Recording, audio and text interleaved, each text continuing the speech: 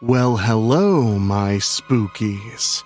Tonight we're checking into the kind of horror that starts with a wrong turn and only gets worse from there. A lonely motel out in the desert where the rain just won't stop. The guests are dangerous, and something far stranger than human violence is humming beyond the fence. A mansion in the storm where every corridor dares you to make one wrong choice. Every ghost has unfinished business, and every door might be leading you deeper inside instead of out. And then a prom night where crowns, grudges, secrets, and sharpened steel all decide to dance together under the gym lights. This is a night of bad shelter, worse decisions, and the kind of panic that only grows once you realize escape is not guaranteed. So settle in, keep one eye on the hallway, one eye on the exit sign, and one eye on the...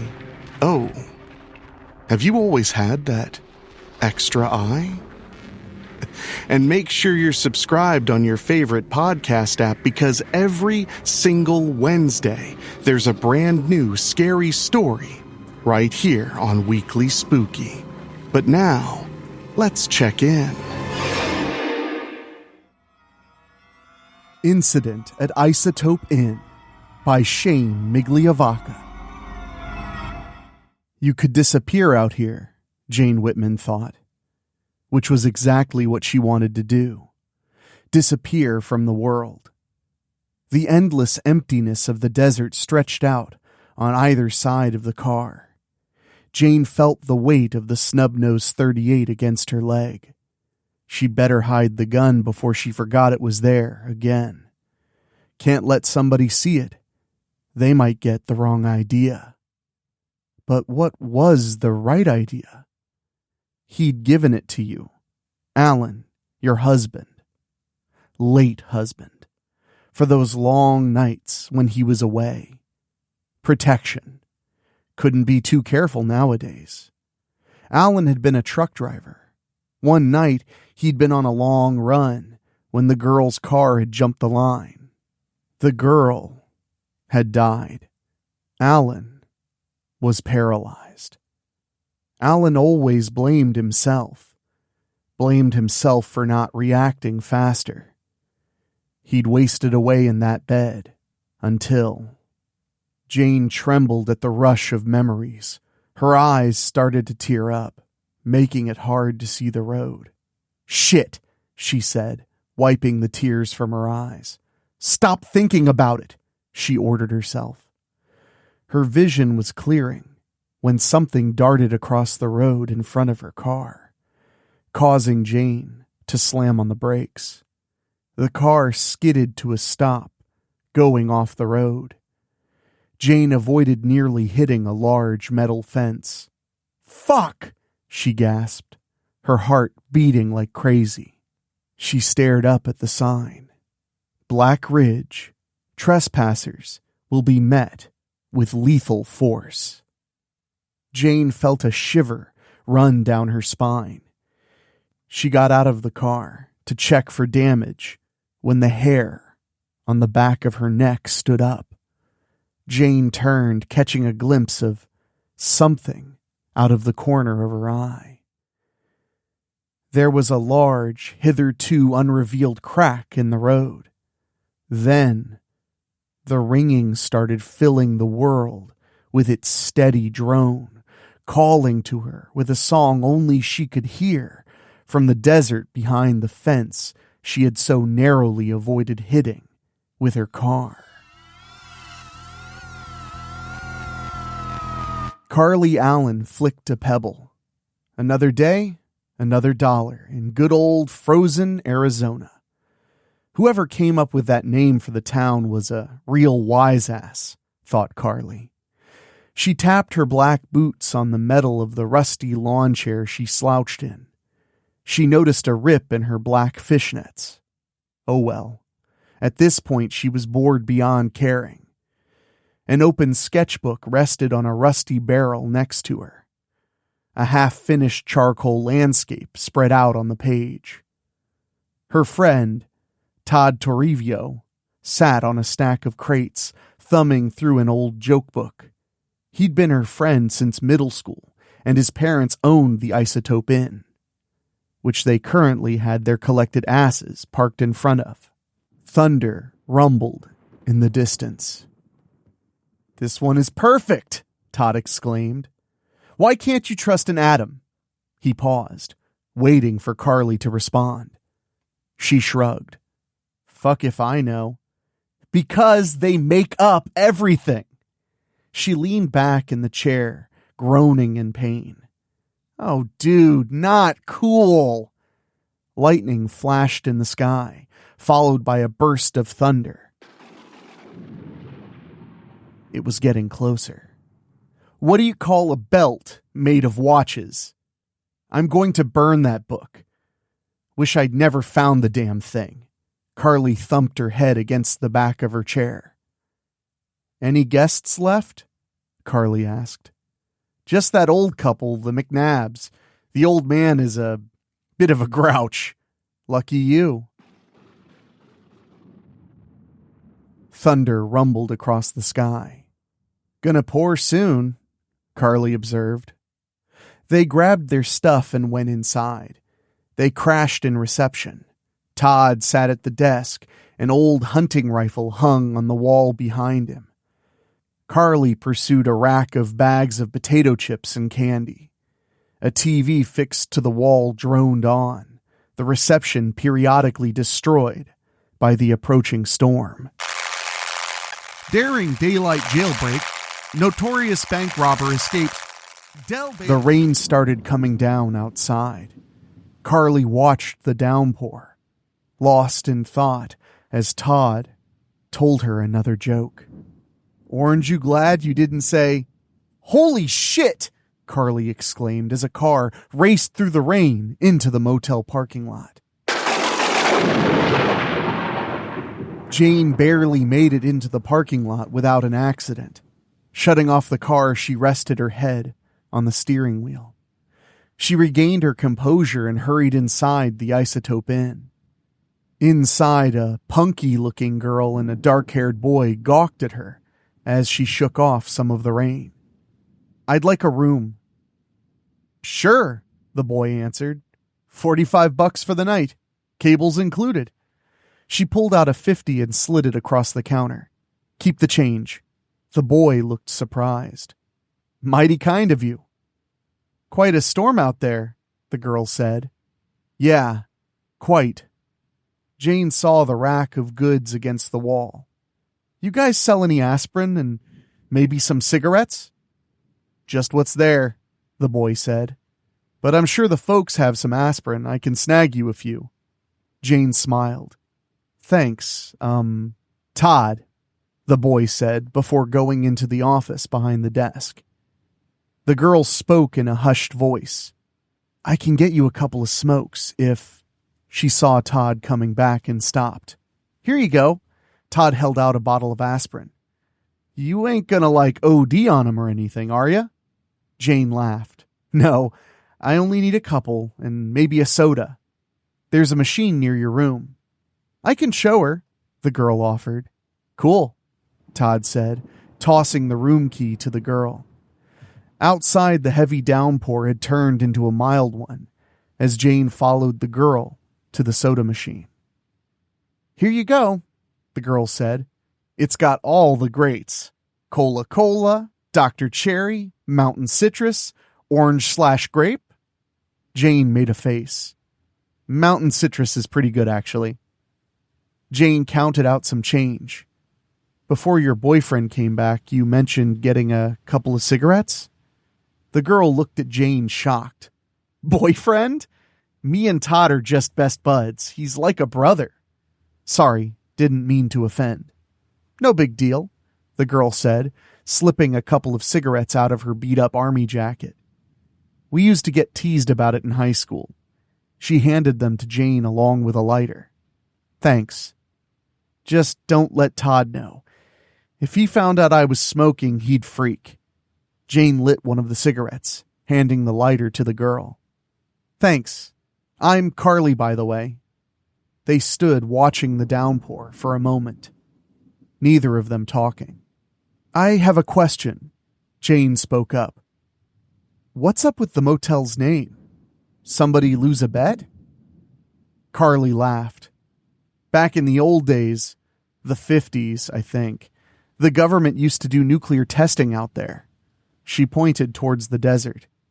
There was some talk of a base out under Black Ridge. Black Ridge. Jane suddenly felt lightheaded. You okay? Carly asked. Yeah, just need a good sleep. Jane lay propped up by pillows on the bed, flipping through the cable channels, only paying half attention. A cigarette dangled from her lips. Black Ridge. Out there in the desert. The channels flipped by faster and faster on the TV. Moving on up. It began with a closed, deserted diner. News at 11. A shadowy flight into the dangerous world of a man who does not exist. Jane felt her head grow heavy. The remote slipped from her hand as the TV screen hissed with static. Her sleep-glazed eyes strained as light filled the dingy room. At the light's center was the outline of a person. A crimson-clad hand reached out of the light towards Jane as mechanical screeching grew louder and louder. Jane's eyes snapped open. She sat up in bed. Thunder crashed outside. The storm was back. Jane lay back on the bed, listening to the steady downpour of rain outside. That Black Ridge place, ever since seeing that damn name on the fence, something had been off. Jane could feel the headache coming back full force. She got dressed again, as much as she hated to. Maybe she could bum a couple more aspirin off that kid. 2 weren't doing the trick. She hurried out the door, into the rain. Halfway to the office, Jane remembered something. The gun! Fuck! Was it still sitting there on the passenger side? First the aspirin, then the gun. In the reception area, a stocky-looking older man in shorts was bitching at Todd. A woman in glasses stood next to the man. It's leaking in the bathroom, the old man complained. I'm sorry, sir. I'll get someone to look at it tomorrow. Tomorrow? The old man grumbled. What about tonight? I can give you a bucket. Unbelievable! A bucket! A bucket! Boy, I ought to kick your Harold, the old woman scolded. Damn it, Margie! Shish! Harold shouted. Jane rubbed her forehead. Maybe she should have gotten the gun first. I'm sorry, sir. It's either that or I can move you to another room, Todd offered. It hasn't been cleaned yet. Fine, the old man grumbled, grabbing the room keys from Todd's hand. I won't come here again. He barged out the door, his exhausted wife in tow. Todd saw Jane standing there. Oh, shit. You don't got a leak too, do ya? Jane managed half a smile. No, wondering if I could borrow a couple more aspirin? Todd let out a sigh of relief. Oh, sure thing. Behind him, Jane saw Carly sitting in the office, playing a video game on a computer. Pink headphones on, totally engrossed. Jane stood watching the rain as Todd went to fetch the aspirin. She daydreamed for what felt like hours before Todd woke her up from her stupor. There you go, he smiled. If there's anything else, let me know. Thanks, Jane said, quietly. Jane was halfway to her car when another vehicle came screeching into the parking lot as if chased by the hordes of hell. She jumped back as the car sped through, feeling the heat of the vehicle as it went by. Jane was sure it was going to crash right into the motel at the speed they were going, but the car came to a jarring stop. A woman burst out of the back seat, a wild look in her eye. "Oh shit! Oh shit!" she exclaimed. There was something wrong with the woman. Jane could make out blood on her hands and t-shirt. Jane's natural instincts took over and she rushed over to the woman. As Jane approached, she made out at least 3 other people in the car. "Miss? Are you all right?" The woman's desperate ashen face beamed. "Why, perfect, little darling." Her voice had a southern drawl to it. There was a flash of steel as Jane felt something sharp and hard pressing into her side. "Take us to your leader," the woman ordered. A burly man slid out of the car. Stubble covered his scarred cheek. His dead eyes burned holes through Jane. My, what little fish have you caught, Sherry?" "She smells like a New York sissy bitch, Dell baby." Sherry pulled Jane's head back with a handful of hair. Shit, Jane cursed her luck.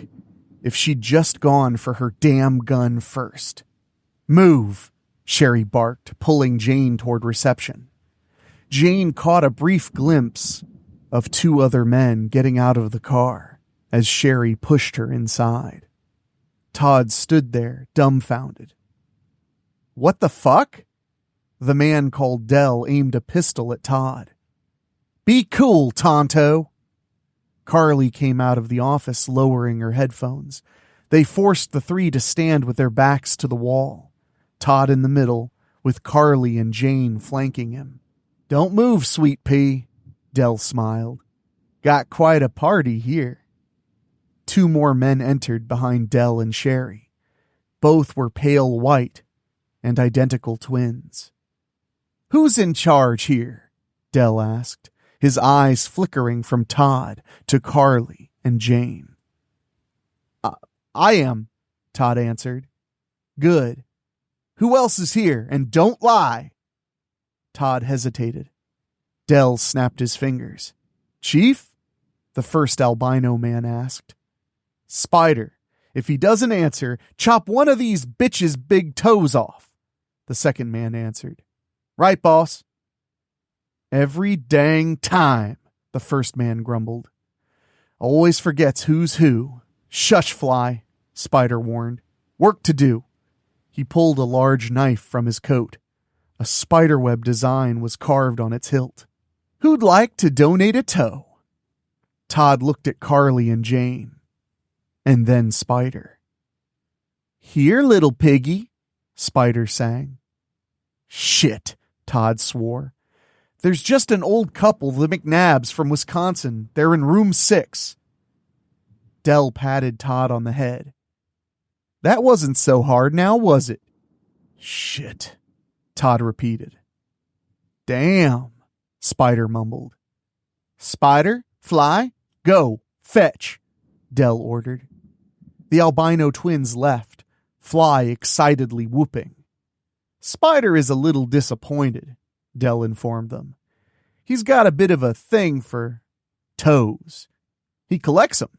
He smiled. "And I like to indulge my gang's passions. Keeps 'em happy." Dell chuckled. "You don't even want to know what turns his brother on." Jane noticed Todd's gaze drift over to the rifle hanging on the wall behind the sign-in desk. Jane nudged Todd in the ribs, shaking her head. He'd never make it, at least not yet. Best to wait for an opening, provided, of course, that the rifle was even loaded. The door flew open as the twins dragged the couple in, the old man swearing up a storm. "What the hell is the meaning of this?" the old man asked. "Well," Dell said, "this here is some pants-shitting fuckery." "You're that degenerate on the news." Dell smiled. "Guilty." He did a little curtsy. "I hope they fucking hang you." "Harold, please," his wife begged. "I hope they nail your damn depraved ass to a wall." Harold spit out. Decent people shouldn't have to put up with your kind of scum. I bet you blame Mommy and Daddy. Maybe you pissed the bed as a kid, got slapped around. Jane saw something flash across Dell's eyes that chilled her to the core. Hurts, don't it? Dell calmly replied. What? The old man barked. In one swift motion, Dell pulled out a large pistol from his jacket and blew Harold's face off, redecorating the room and its occupants in bits of Harold. I said, motherfucker, hurts, don't it? Maggie started screaming and screaming as Harold twitched on the floor before lying still. Sherry gave the woman a slap across the face. Quiet, Grams! Jane could feel the old man's blood running down her face. A bit of something stuck to her cheek. She flicked it off her, a part of that old man, murdered in front of them. It wasn't the first time she'd seen someone die in front of her. Jane felt her hands start to tremble. God, not now. The question is, what to do with the rest of you? Dell pondered. He noticed the office behind the desk. Cool. We'll take the party there. Dell fixed his steely eyes on Todd. Boy, got anything to eat around here? There's some candy and stuff. Todd pointed to the rack of snacks. But there's old man brains all over that shit. There's stuff at the house behind the motel. Excellent. Sherry, take the kid. Have him show you where everything is. And don't try anything, kid. Sherry can be a real demon. He laughed. Outside, thunder rumbled across the sky. Ladies, he motioned them towards the office. Jane and Carly helped their older fellow hostage up. Dell admired the rifle on the wall. Nice. Might have to take that with me. He caught Jane looking at the rifle as they went by. Think you can make it? Jane helped Carly take Maggie into the office. No, guess not, Dell said sadly. Jane took a deep breath. What do you want? She asked. What do we want? Dell replied. What do we want?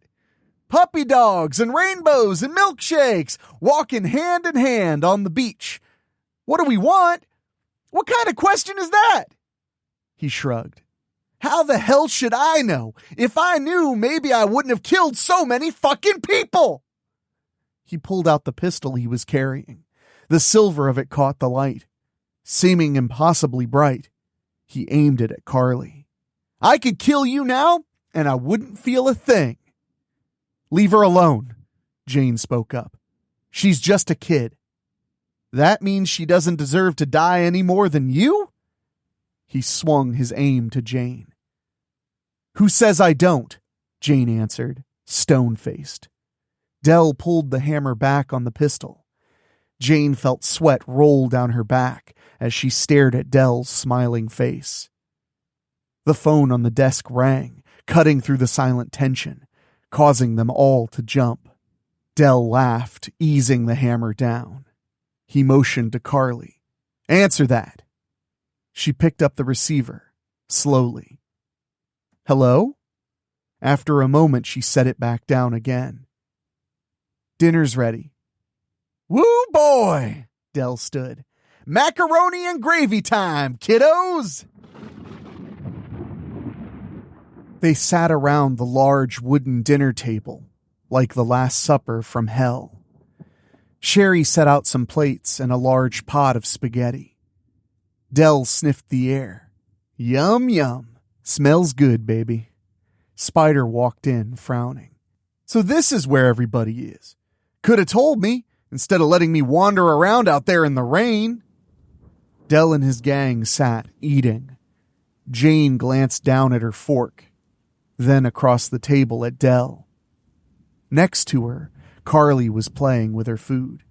Eat up, Dell ordered. Come on, you fucks! Sherry slaved over that food. Carly started to eat a little, but Jane sat like a statue. After Dell was finished, he took out a small pill, gulping it down with his drink. "So, boy," he said, looking down the table at Todd, "what do you know about Black Ridge?" Jane felt a sudden weight in her chest at the mention of that place. "I've heard a lot of shit about it." Dell sat back in the chair. "Aliens and atomic tests and fucking time travel." I don't know," Todd answered.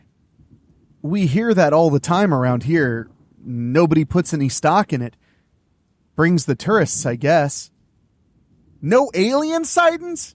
Come on," Dell said, disappointed. Spider burped. "I'm full." Sherry stood, gathering up some of the dirty dishes. "Well, then why don't you help me?" Sherry's request was cut off as one of the windows cracked. They all turned to look. All except for Sherry, who clutched her throat. She gasped as blood escaped through her fingers, running down her shirt. Dell stood trying and failing to catch Sherry before she fell face down on the table. There was a loud crack as a second window shattered. They all turned to look. All except for Sherry, who clutched her throat. She gasped as blood escaped through her fingers, running down her shirt. Dell stood trying and failing to catch Sherry before she fell face down on the table. There was a loud crack as a second window shattered. "Sniper!" Fly shouted as a bowl exploded on the table. "Down!" Dell ordered. "Shit!" He looked up at Sherry, lying on the table. Pulling his silver pistol out, he pointed it at a crouching Todd. "You got friends out there, boy? Somebody you didn't tell me about?" Todd shook his head. Another shot rang out, this one striking a wall. "Spider, Fly, sneak out. I'll draw their fire. See if you can find our friend's position, then flank the little shit." The albino brothers hesitated, but Dell's stare told them it was a bad idea, and they were soon out the door. Dell turned to Jane and the others. "Come here." He grabbed Jane by the arm. "I got a theory." He pressed the gun to her neck. "Don't!" Carly jumped at him, only to be slapped across the face by Dell's free hand. Todd grabbed her, pulling her back. "I have a feeling they won't shoot you. Stand!" He ordered Jane, forcing her to turn around. They stood in front of the shattered window, Dell behind Jane. "Come on, you son of a bitch," Dell muttered. "Let's see ya." A scream erupted next to them, causing Dell to flinch. Todd and Carly lunged at Dell in his brief confusion. Carly stabbed Dell in the shin with a fork, then pushed him out the window, while Todd grabbed Jane, pulling her down just as a bullet cut through the air, an inch from where Jane had stood. "We have to get out of here." Another shot ripped through the night, hitting the house. Jane looked at the old woman huddled in the corner. "You guys take her. Get out of here. Head for the highway. I'll buy you time." "But," Carly stammered. "Go. No time for but. Get going." Jane hung close to the house, her back pressed to it, kitchen knife in hand. Make it back to her car, grab the revolver, kill Dell. She could run, but deep down Jane knew her destiny was here, in the desert. Lightning crackled across the sky as Jane reached her car. "You are a killer," a voice whispered in her head. She found Spider first. What was left of him anyway. His large knife with the web hilt was still in his hand. Part of the blade looked melted. What could have done this to a man and affected the blade like that? "Oh my God!" a girl gasped. Jane turned to see Carly standing there. "I told you to go." "I couldn't. Todd and the old lady got away and I came back for you. Let's go." "No. I have to get him." "Why?" Carly asked. Jane looked down. There were 2 sets of footprints, headed further into the desert. One of them had to be Dell. "I just do," Jane answered. Carly screamed. Fly stood there, twirling his butterfly knife. "What did you do, bitch?" Before Jane could utter a word, he came at her. She fired twice, catching him in the chest and arm. Fly lay there, in the sand. Jane kicked the knife away from his reach as he coughed up blood. She left him there to die as he coughed up blood. She left him there to die with his brother. Carly followed after her as Jane tracked the footprints. As they reached the summit of a nearby rock embankment, Carly looked up at the sky. "Never seen a storm like this. Why is the sky red?" "I don't know," Jane answered as she gasped for breath. But deep inside, Jane knew the answer. It was the end. Down the other side they went. At the bottom, Jane picked up on the tracks again. Still 2 sets, headed off into the desert. It started as a red hovering ball on the horizon, but as they approached it, it grew. The air felt thick with electricity. A figure took shape at the sphere's center. Slim, wearing some kind of flight suit and helmet. A dark visor hid the being's face. Jane could hear a voice coming from within the sphere.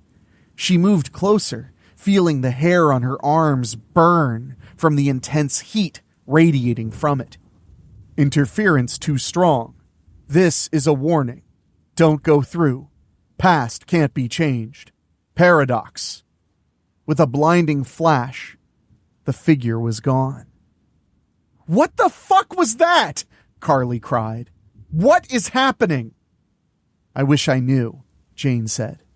"Go back, find Todd. I have to stop that maniac." She felt the gun in her hand. Only a few bullets left. One had Dell's name written on it. The laughter. Over the howl of the wind, she heard it, recognized it. She stood, newly invigorated. Like a beacon, she followed the laughter through the storm. Then, after a few minutes of blindly marching toward the maelstrom, it died away, leaving a sand-battered Jane in its wake. A small rock landed at her feet. "There you are," Dell laughed. "We've been waiting for you." Jane looked up. On jagged outcropping of rocks, Dell sat, like a medieval lord on his throne, battered as he was. She took aim, ready to finish him. "Gonna shoot?" he asked. "That's what I like about you. When you fart, you don't have to shit to back it up." He laughed. "But you're too late." He took his hand away from his side, revealing a red stain. "Who?" Jane asked. He laughed hysterically. "You did!" He popped another pill in his mouth. "The things I've seen out here." Dell stood, raising his hands like a conductor. "All around us. The residue. They set off a bomb here, so powerful it scared them. Bam!" Jane felt a shiver run down her spine. Somehow, she knew he was right. "You were drawn here, just like me," Dell said. "Black Ridge. It called to you, with glorious purpose." Jane felt the static grow louder and louder within her. It was calling. "Come on!" He beckoned her up. "Truce!" Dell smiled. "Want to see it?" He reached out his hand to her. Jane ignored it, climbing up beside him on her own. She followed him nervously, keeping one eye on Dell and one on the rocks as they climbed down. "Magnificent, isn't it?" Dell asked. "A staircase to the heavens." Standing there in a long stretch of flat ground was a door, which was decidedly not a staircase. "It's just like the basement stairs I used to sit on," Dell stated. "Mama used to lock me down there when she was in her bottles. Otherwise, something could have gotten broken. I'd sit there in the dark with a crack of light from under the door as my only comfort." Jane didn't say anything, only half listening to Dell. "That door resembled—" "It wants us," Dell said. "To pass through." The door, Jane thought, looked just like the bedroom door. Their bedroom door. The one she went through every day to check on Alan. When he wouldn't leave the bed, when he couldn't walk. "I see it in your eyes, girl," Dell said, touching her arm, making Jane flinch. "Pain. There's a storm in you, girl. Just like me." Kill him, Jane thought. It would be so easy. Easy as Alan. No, not now. For so long I thought that pain inside me made me a hunter, a shark. But no, I was so wrong. What I was doing was nothing. Small potatoes. No. I was born to murder everyone. He put his hands on Jane's shoulders. "And you're gonna help me." She pulled away from him. "You're a psychopath." "Hey!" Dell slapped her. "Never say that." Jane pointed the gun at him. "Enough." "Can you do it?" Dell asked. "See the life ebb from your victim's body as they look you in the eyes?" Jane let out a tired laugh. "I killed my husband. He was paralyzed. He begged me every day to do it. Called me weak because I wouldn't." Tears rolled down her cheeks. It was too much after a while. His guilt, anger, hate, disgust. So I went in there one morning after a night of tears and smothered him. She pulled the hammer of the gun back. "Killing you ain't shit to me." The ground started to rumble and shake, making Jane stumble back and pitching Dell forward, toward her. He grabbed the gun, trying to pull it from her hands. The gun went off. The bullet went wild, hitting a rock. Jane kicked at Dell as he wrenched the gun from her hand, knocking the gun from his hands and sending it tumbling into a growing fissure in the ground. Dell leapt on Jane, his hands wrapped around her throat. Jane gasped for air as he straddled her. She clawed at his face with her fingers, pressing one of her fingers into his left eye. He howled in pain, letting go of her. Dell caught her hand with his mouth. He bit into her pinky finger, nearly severing it, causing Jane to scream in pain. Lashing out, she kicked him between the legs, causing him to fall to the ground. Jane scrambled away from Dell, holding her injured hand. The ground started to rumble, coughing and wheezing in pain. Dell started to laugh, hysterically. "Death is here! Death is here!" Jane looked up from her bleeding hand to see an ominous shadow standing on the rock, holding the rifle from the motel office. The figure jumped down from the rocks, wearing a black duster that billowed in the wind. Half of the figure's face and one hand were bandaged, the face aged by turmoil. Yet Jane could tell who she was staring at was herself. "It ends here," other Jane said, raising the rifle. "Neither of you can go through that door. Believe me, I know." She aimed at Jane, then Dell, then Jane again. "No!" Dell roared. "You can't take away my destiny!" He leapt up, charging at the other Jane. She swung the butt of the rifle at him. The wild man ducked it. Other Jane kneed him in the face, knocking him back. The ground pitched underneath them as the earth rumbled again, this time stronger than before. Jane fell to the ground as a large fissure ripped from the desert floor, separating Jane and Dell from other Jane. Dell, near the edge of the fissure, lost his footing as the ground crumbled away. He reached out to save himself, grabbing Jane's leg, pulling her toward the gaping wound in the earth. "Mama!" Dell screamed. "Save me!" Jane frantically kicked him in the head until he let go of her. "Fuck you!" Dell madly grabbed at the earth as it crumbled around him.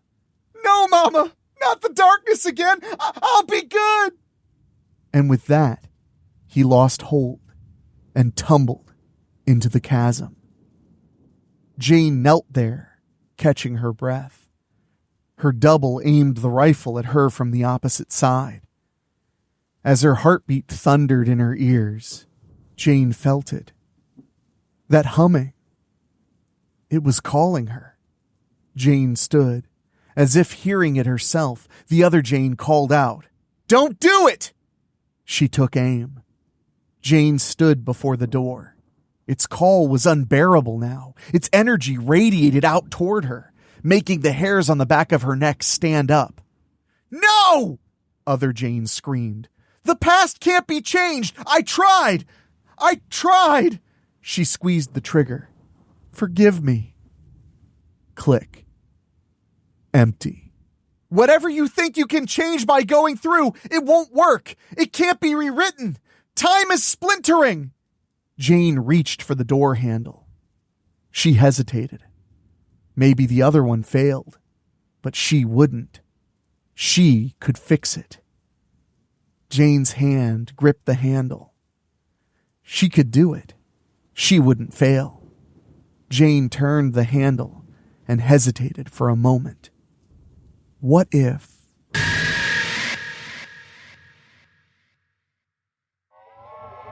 Murder Mansion by Rob Fields.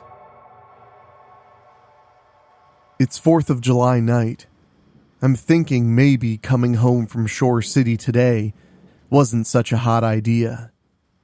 The weather app on my smartphone said it wasn't supposed to rain today. Just goes to show you can't always believe weather reports. I'm driving in what seems like a torrential downpour as I'm on my way back to Strickfield University. I spend a week in Shore City. You'd think that I was out on the beaches there, especially close to the 4th of July weekend. Not at all. While I could probably turn a lot of heads in a bikini, I wasn't there for that kind of vacation. No, I was working out a very challenging escape room. In fact, it was one of the more better-built ones I've done, especially when it was a contest, with big money involved. When it comes to escape room contests, I enter as many as I know I can drive to. I really don't have a choice. If you could take a good look at me, you'd probably be thinking that you'd want to date me. However, once we'd go on said date, you'd soon wish you'd never met me. The main reason is that I eat way, way too much. Ever see Shaggy Rogers in the Scooby-Doo cartoons? If so, you've seen how much he eats, and he's a cartoon. Thanks to my ultra-high metabolism, I have to stuff my face the way Shaggy does. In fact, that's what I'm doing right now. I've got 2 huge bags of bacon double cheeseburgers in the passenger seat. Well, now 1. I've just finished the first bag, and there are 15 burgers apiece in both bags. I'm not even feeling full yet. This is part of the reason why I do escape room contests for prize money. I work at the library at Strickfield U to both make a little money and get discounts. I have a scholarship that covers all my academic costs, but it doesn't cover much in terms of my food. Not when I have to eat so much of it. I won $5,000 in beating that escape room in Shore City, but it's going to be gone before too long. I'm going to have to look for some new contests when I get back to my dorm. These burgers are delicious, but the ones at Denoyer's Grill are so much better. Thinking about it, maybe I should have ordered 3 bags of burgers. I've already eaten 3 more out of the second bag. And keep in mind that these are not sliders. Let's face it, the life of Bethany Martinson is a very lonely one. No guy wants to date me because of both my monstrous appetite and my mutant brain. I've come to find that guys don't really like girls who are much smarter than them. In fact, I have a superior IQ. I got to skip 2 grades in high school. I'm only 19 and I'm a sophomore at university. And then there are other guys that don't want to date a throwback to the 1960s. Ever see the kind of clothes the Scooby Gang wore? Well, picture Daphne's dress, but red. Purple leggings like hers, red and tan pumps, a white scarf, a blue headband, and cat-eye lensed glasses. I'm listening to the mamas and the papas on the oldies station. To put it mildly, I just don't fit in with many of today's trends. Also, I've had girls from the Kappa sorority give me a hard time. They've seen me eat at a few all-you-can-eat buffets and started calling me Bethany the Boar. I swear, people can be so stupid and mean. Sometimes even I don't understand people. Still, I keep my head up high and keep moving forward. I don't know what those girls will do if they manage to graduate, but me, I'm a detective. I'll always have work. I just have to find things that pay. Thankfully, I've been able to find one escape room contest after another. In addition to the escape room contests, I've also been able to make some money helping police departments solve their toughest cases. Solving the cases gets me rewards.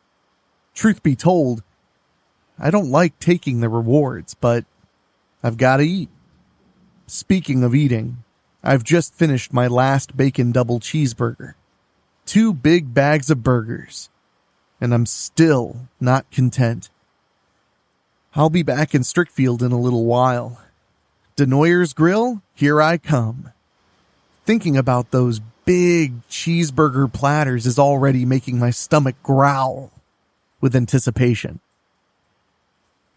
The rain's really coming down now. I just have to take it easy so I don't go off the road. I want to make it to Denoyer's Grill alive. I see the sign that says I'm only 5 miles from Strickfield now. However, I only managed 2 before I come up to the big detour sign in the middle of the road. Whoa, I utter when I see the bridge over the Castalia River is washed out completely. I remember driving across that bridge when I left Strickfield to go to Shore City. I'll have to follow the detour to get back into the village. I turn off and drive along a very curvy road.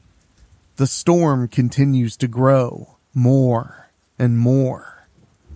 The lightning flashes are more and more frequent, and the rain is coming down in heavy, thick sheets.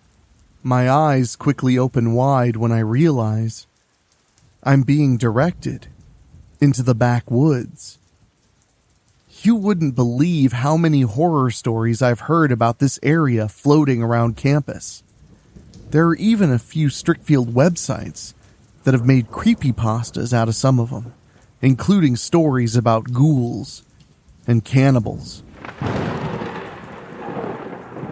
As a detective, I not only solve real-world cases, but I also dabble in the supernatural. I've actually debunked quite a few urban legends and haunted houses. Do I sound like I could be Dana Scully from the X-Files? Well, I wouldn't go that far. She's a skeptic to my being a believer. I've actually found a few houses that were really haunted in my life. None of them were in Strickfield. I'm still thinking about my very first one, which was an old woman who came back to take revenge on her grandson for murdering her to claim her fortune. I still get the creeps just thinking about it. I'd pull over and just wait out the storm, but I'm still hungry and need to get to Denoyer's Grill. I've got the windshield wipers working overtime here, but I still can't see much of anything except the rain and the lightning. As I'm rounding a long curve, a huge flash of lightning illuminates the road ahead of me, just enough for me to see a car right in the middle of the road. I scream and jam on the brakes. Then I feel the impact, and my car dies. I know I'm okay thanks to my seatbelt. I take a deep breath and compose myself.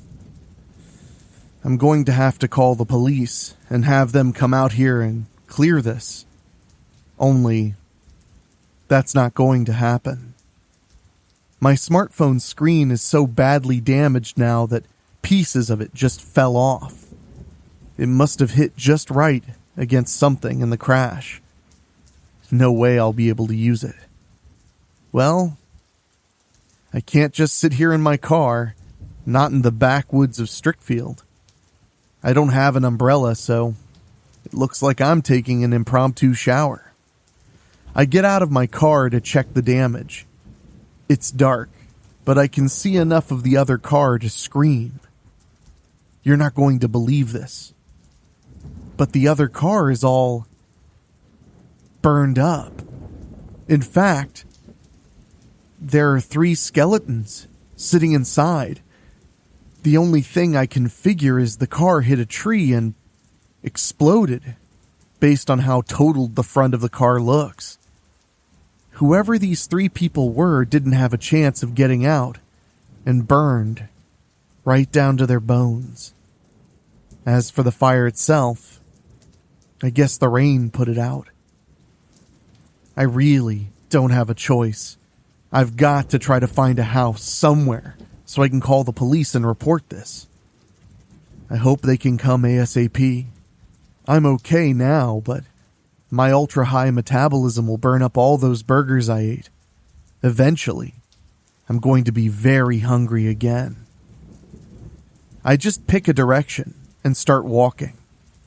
It's really windy here. I walk for about 15 minutes before the lightning flashes and reveals what looks like a plantation.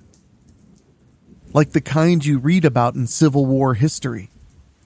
The huge mansion looks like it's definitely from that era. I would have never guessed the backwoods had mansions.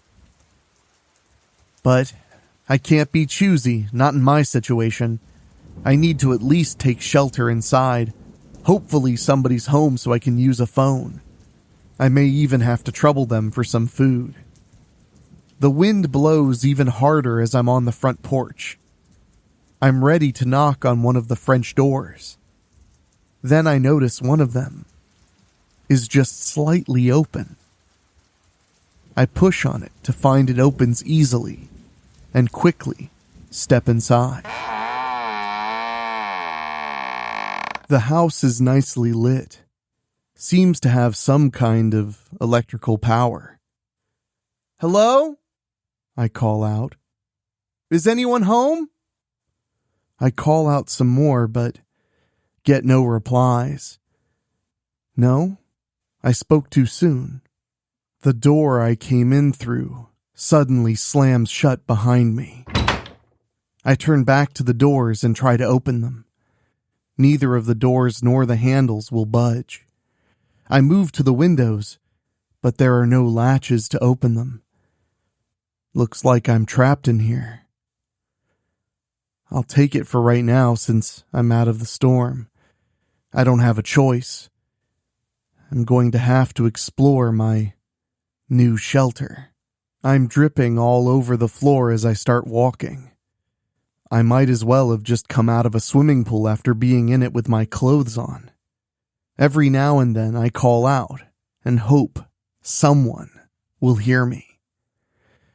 After walking around for several minutes, I finally come into a huge living room. Yes! There are actually people in here. I already recognize 3 of them. In fact, I've seen these middle-aged men before. Many times. The first one is John Riddle, who used to work for the 6th Precinct of the Erie City Police Department. The second is Brian Davenport, who used to work for the 10th Precinct of the Shore City PD. The last one is Ed Smith, who used to work for the 2nd Precinct of Dayton PD. I say used to, because I got them all fired. Remember when I told you police departments sometimes call me in to solve really tough cases? That's what happened to these guys. They're all former detectives. After I solved what were supposed to be some really tough serial killer cases, I'd read the top news stories about the cases being broken. I would also hear from my contacts that each detective had been fired. According to them, I made solving the cases look so easy. You'd think I'd never see the men again, right? Nope. Remember how I told you that I enter escape room contests? These guys have been at nearly every single one of them. They work together to try to win the cash prizes. I keep winning at the escape rooms and claiming the prizes myself. For my part, it's nothing personal. The men, however, have taken it quite personal and still resent me to this day. Even their looks right now are resentful. They hate me because I'm so much smarter than them. Not to toot my own horn, and I'm young enough to be a daughter to each of them. Well, look what the cat dragged in, John Riddle sneers. You didn't tell me your daughter was coming, Ed Smith jokes with Brian Davenport. Brian groans and bumps him with his elbow. Piss off. I immediately notice the 3 men aren't wet in the slightest. Maybe they've been here a while. Who can say for sure? Then I see an older couple sitting in their own comfy chairs who look to be in their 70s. Both have gray hair and the man doesn't have a beard. They're dressed in clothes that match this plantation. I'm sorry, I tell them. Is this your house? I didn't mean to just walk on in, but I had an accident out on the main road. Do you have a phone I can use to call for help? The man replies to me. Storm's nasty out there, ain't it? Sorry to be the bearer of bad news, young lady, but there ain't no phone in this house. Never has been. You're more than welcome to wait out the storm here. I sigh. No phone? That's what he said, Ed Smith says rudely. And don't look to us for a phone. Even if our phone's got a signal here, we still wouldn't let you use one, Brian Davenport adds. The woman looks at me now. Oh, you poor thing. She gets up. Come on and I'll get you some fresh clothes to wear. She raises her finger. You'll catch your death of cold if you stay in them wet clothes, not to mention you'll keep dripping all over my carpets. Now come on. I let her take me with her. After changing into dry clothes, which look like the same fashions that Dorothy and her husband are wearing, the woman brings me back to the living room. Well, she looks just like you back in your younger years, Dorothy, the man says. Now you don't go getting no ideas, August Grimm, she scolds. You keep your hands off this young chicken. August laughs a little and tells me to have a seat. I sit on a couch across from the 3 men. Yup, I think we got everybody here that needs to be here, August says. Then I remember. Those front doors are locked tight. I couldn't open them again. Yeah, they tend to stick like that when it rains heavy like such.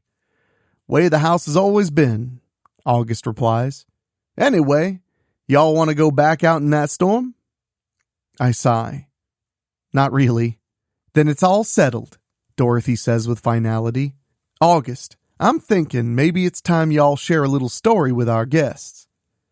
Don't mind if I do. August points to a portrait of a bearded man above the fireplace. That there's Beauregard Grimm, the founder of this here home. It's known only to a handful of people that he deserted the Civil War.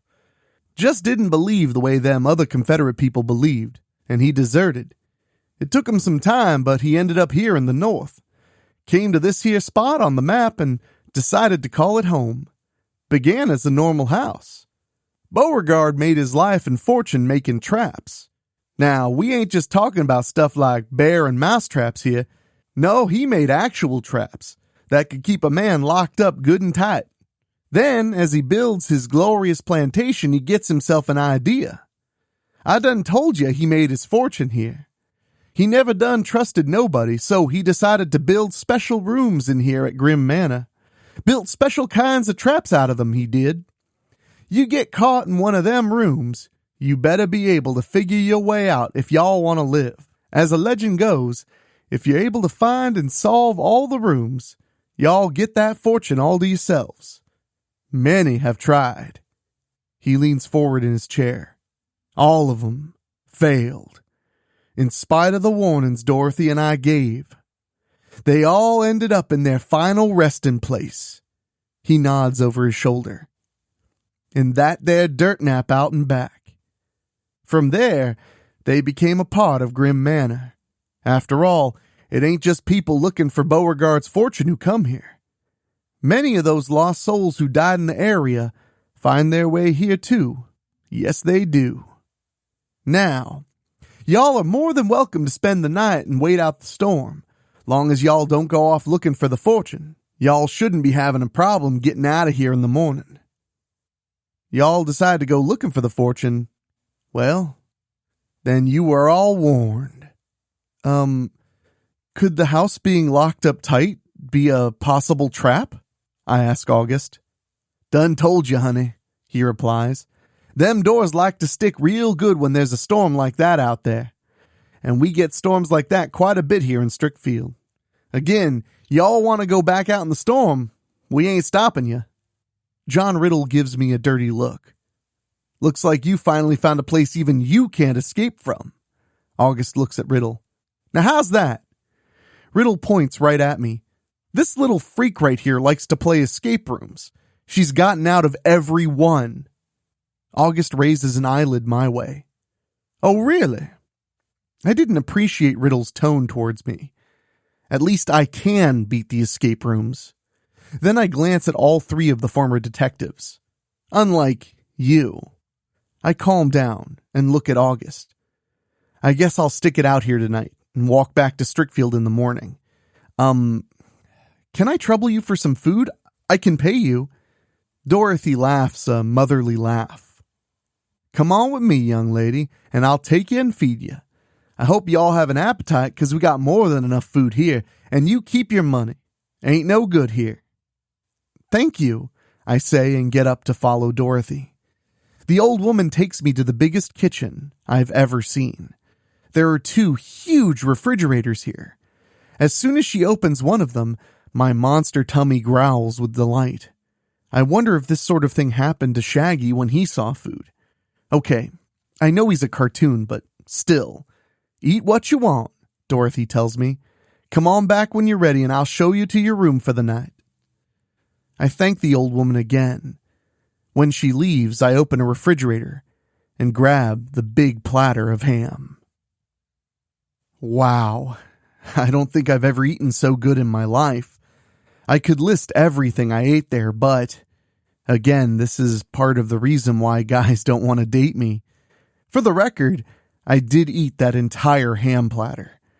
I've rarely ever been as content as I am right now, but I think I should be good until morning.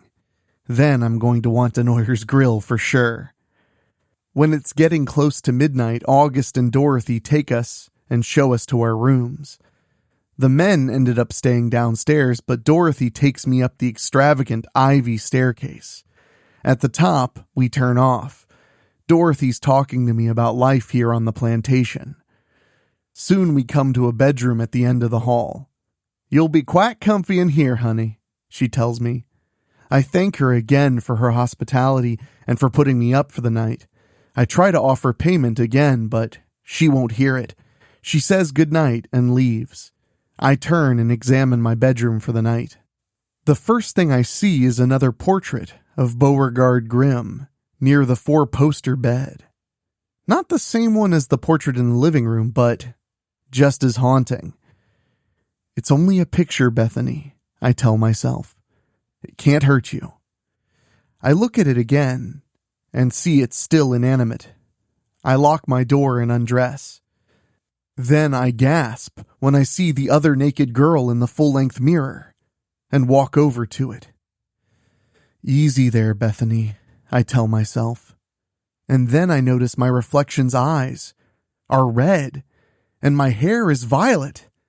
My eyes are normally green and my hair is red. I close my eyes and tighten my fists. No, I'm not giving in. Leave me alone.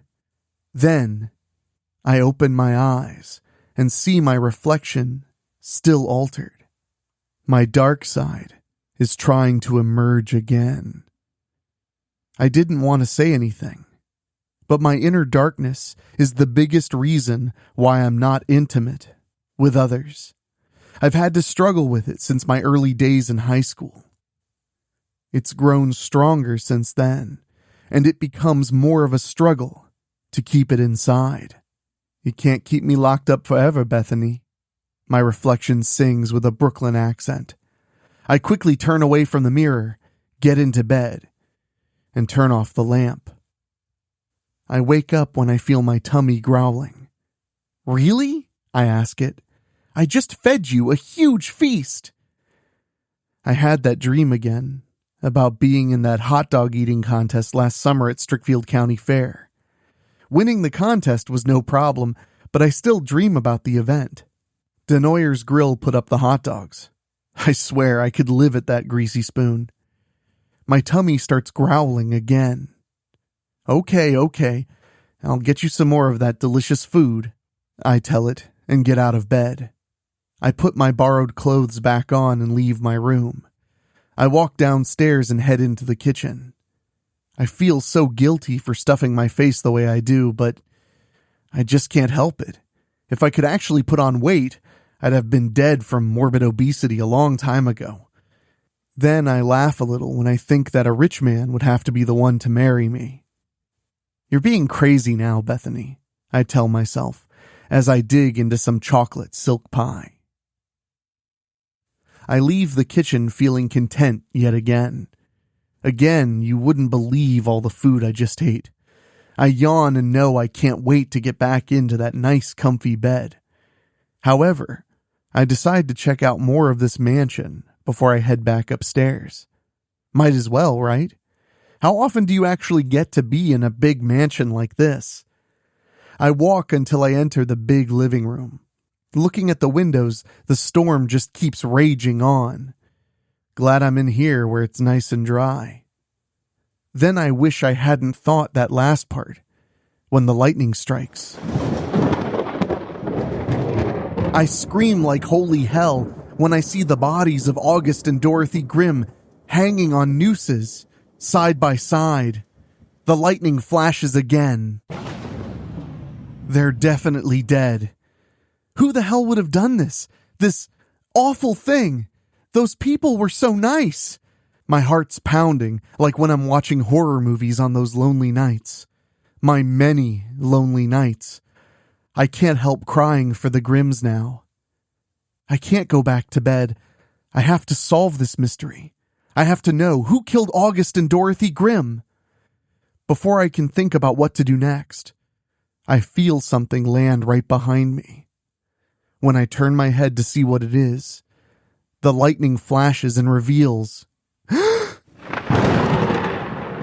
I scream in utter horror when I see the ghostly phantasm wearing a long black cloak. Its face was a ghastly, grinning skull. It laughs a haunting, menacing laugh as it wraps its arms around me. I scream again as I feel it lifting me up quickly and out of sight.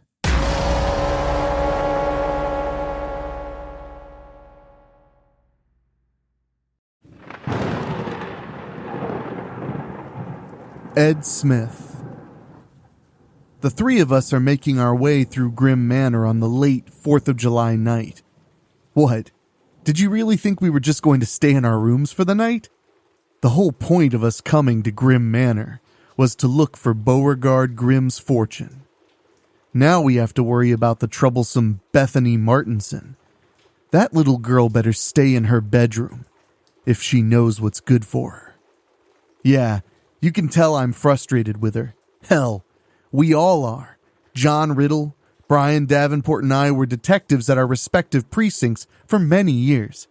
As a detective, you're going to get cases that are harder than hell to solve. We each had a case involving serial killers or kidnappings.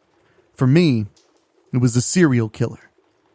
I kept looking over the evidence in front of me. I'd back away from it and come back to it after calming down. Yet, I can't figure out where the killer's going to strike next. The mayor's not willing to wait any longer, so the chief calls in somebody. Turns out it's an 18-year-old kid, a girl, who's a freshman in college. The chief tells me to work with her. Like a good detective, I'm ready to take this kid under my wing. But then, she blows the whole case wide open after looking at everything on my desk. End result? The killer gets nabbed. The girl gets a handsome reward from the mayor. I end up being called into the office to hand in my gun and my badge. All because of some brainy little red-haired girl who looks like she's from the 1960s. I found out the same thing happened to John and Brian in their cities. Now, to be fair, I know the kid didn't intentionally get us fired. She just did what she was called in to do. What pissed us off was the fact that she made solving cases look like any snot-nosed kid could have done it. She made us look real bad, and we got fired for it. What could the three of us do after getting fired? No police department would take us, not even as beat cops. We ended up meeting at an escape room for a contest. Each of us was willing to see if we truly had what it took to be detectives. We saw Bethany there. Turns out the little snot's doing escape room contests for money. The three of us teamed up against her, agreeing a 3-way split on the prize money. 3 heads are better than 1, right? She still ended up winning by herself. We ended up staying together and looking for lost treasures. We've hit pay dirt in many of our hunts. Treasure hunting turned out to be our thing since, I hate to say it, we just couldn't beat Bethany Martinson in escape rooms. Nobody can beat her. Now that little bitch is here in Grimm Manor. I hate to say it, but I believe her when she says she stumbled upon this place. As many times as we've been treasure hunting, we've never once seen Bethany around. So it's just coincidence that she's here. As for how we ended up here, I found an old book telling the story of Grimm Manor's fortune. So we took a road trip to Strickfield and ended up here. I read that this place is supposed to be haunted, like a few of the other treasure sites we went to. With August and Dorothy Grimm hung up in the living room, we got the whole place to ourselves to hunt for the fortune. However, Bethany couldn't leave this house. We tried the front door ourselves, and they won't open. This mansion doesn't have any back doors that we could find. But we're here, and we ain't leaving until we find Beauregard Grimm's fortune. We're on our way up to the attic. Good a place as any to find treasures, antiques and all. Once we come in, we take out our pocket flashlights and start going through everything with a fine-tooth comb. We're looking through dresser drawers and a few closets. There's even a picture of that old hag, Dorothy Grimm, hanging on the wall not too far from a trunk. Looks like she's pointing an accusatory finger right at me. "Hey, check this out," John calls to us. "What is it?" Brian asks. John pushes against the trunk. "It won't move." "It's probably got a lot of shit in it," Brian mutters. "Yeah, but it's a trunk," John emphasizes. "It's not that big. I should be able to move it." John pushes against the trunk again. Still won't move. Then I try to help him push it. "John's right," I say. "There is something with this trunk. It's like it's nailed to the floor or something." Brian joins us now. Even with all 3 of us, it still won't move. We're all middle-aged men here, but we ain't over the hill just yet. We finally stop pushing the trunk and stand up straight to look at it. Yeah, I don't get it, I say. We might as well go look in some other rooms. What the hell? Brian suddenly asks. What? John demands. Brian points to where the door we came in was supposed to be. Except now, there ain't no door. What the hell? I mutter and move to where the door was and feel what's now a wall. Shit, this door's gone all right. Unless we can get out of here. We're stuck. Still can't open the fucking windows, John hisses. No latches. What the hell was that? Brian calls out. What? John demands. Over there. Brian shines his flashlight that way. When John and I shine our lights, we see what Brian sees. That's a lot of spiders, John says. I mean, that's a lot of spiders. Then I see something that makes my stomach drop. Guys, those ain't just spiders. They got red spots and hourglass shapes on their back. Those are black widows. They'll fucking kill us if we don't get out of here. Fast. Brian quickly waves a finger. Hey. What if this is one of those trap rooms August Grimm was talking about in his story? What if we gotta figure out our way out of here? Then move it, I quickly say, agreeing with him. Start looking for clues. We ain't got much time. We're quickly looking and re-looking at things. We're under some serious pressure here. We've been through many escape rooms. Never had our asses on the line, though. We were just competing for prize money, which we never won on the count of the little redhead. But now... oh man. Killer spiders. And then I suddenly get a flash of an idea. We gotta open that trunk we tried to move.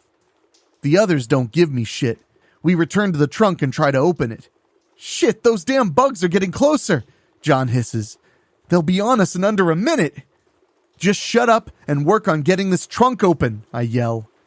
Brian finds the 2 lock switches on it that look like part of the trunk's design and moves them away from each other slightly. Open it! I pop the lid and look inside. There's a ladder in here, let's move! I get inside first and start climbing down fast. It ain't long before the other 2 are right behind me. John's the last one, so he makes sure to pull that trunk lid shut.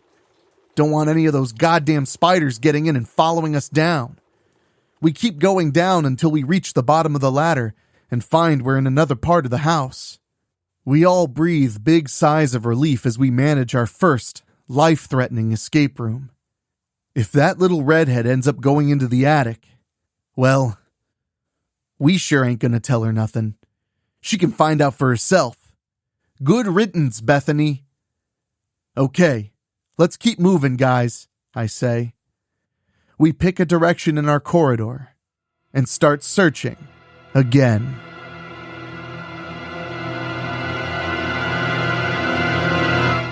Bethany. It happened just like that. That phantasm just snatched me right up out of the living room. The next thing I know, I'm in this dimly lit hallway that looks like a hall of mirrors. I've only ever encountered a few of these in my life, but none of them have been nearly as creepy as this one here.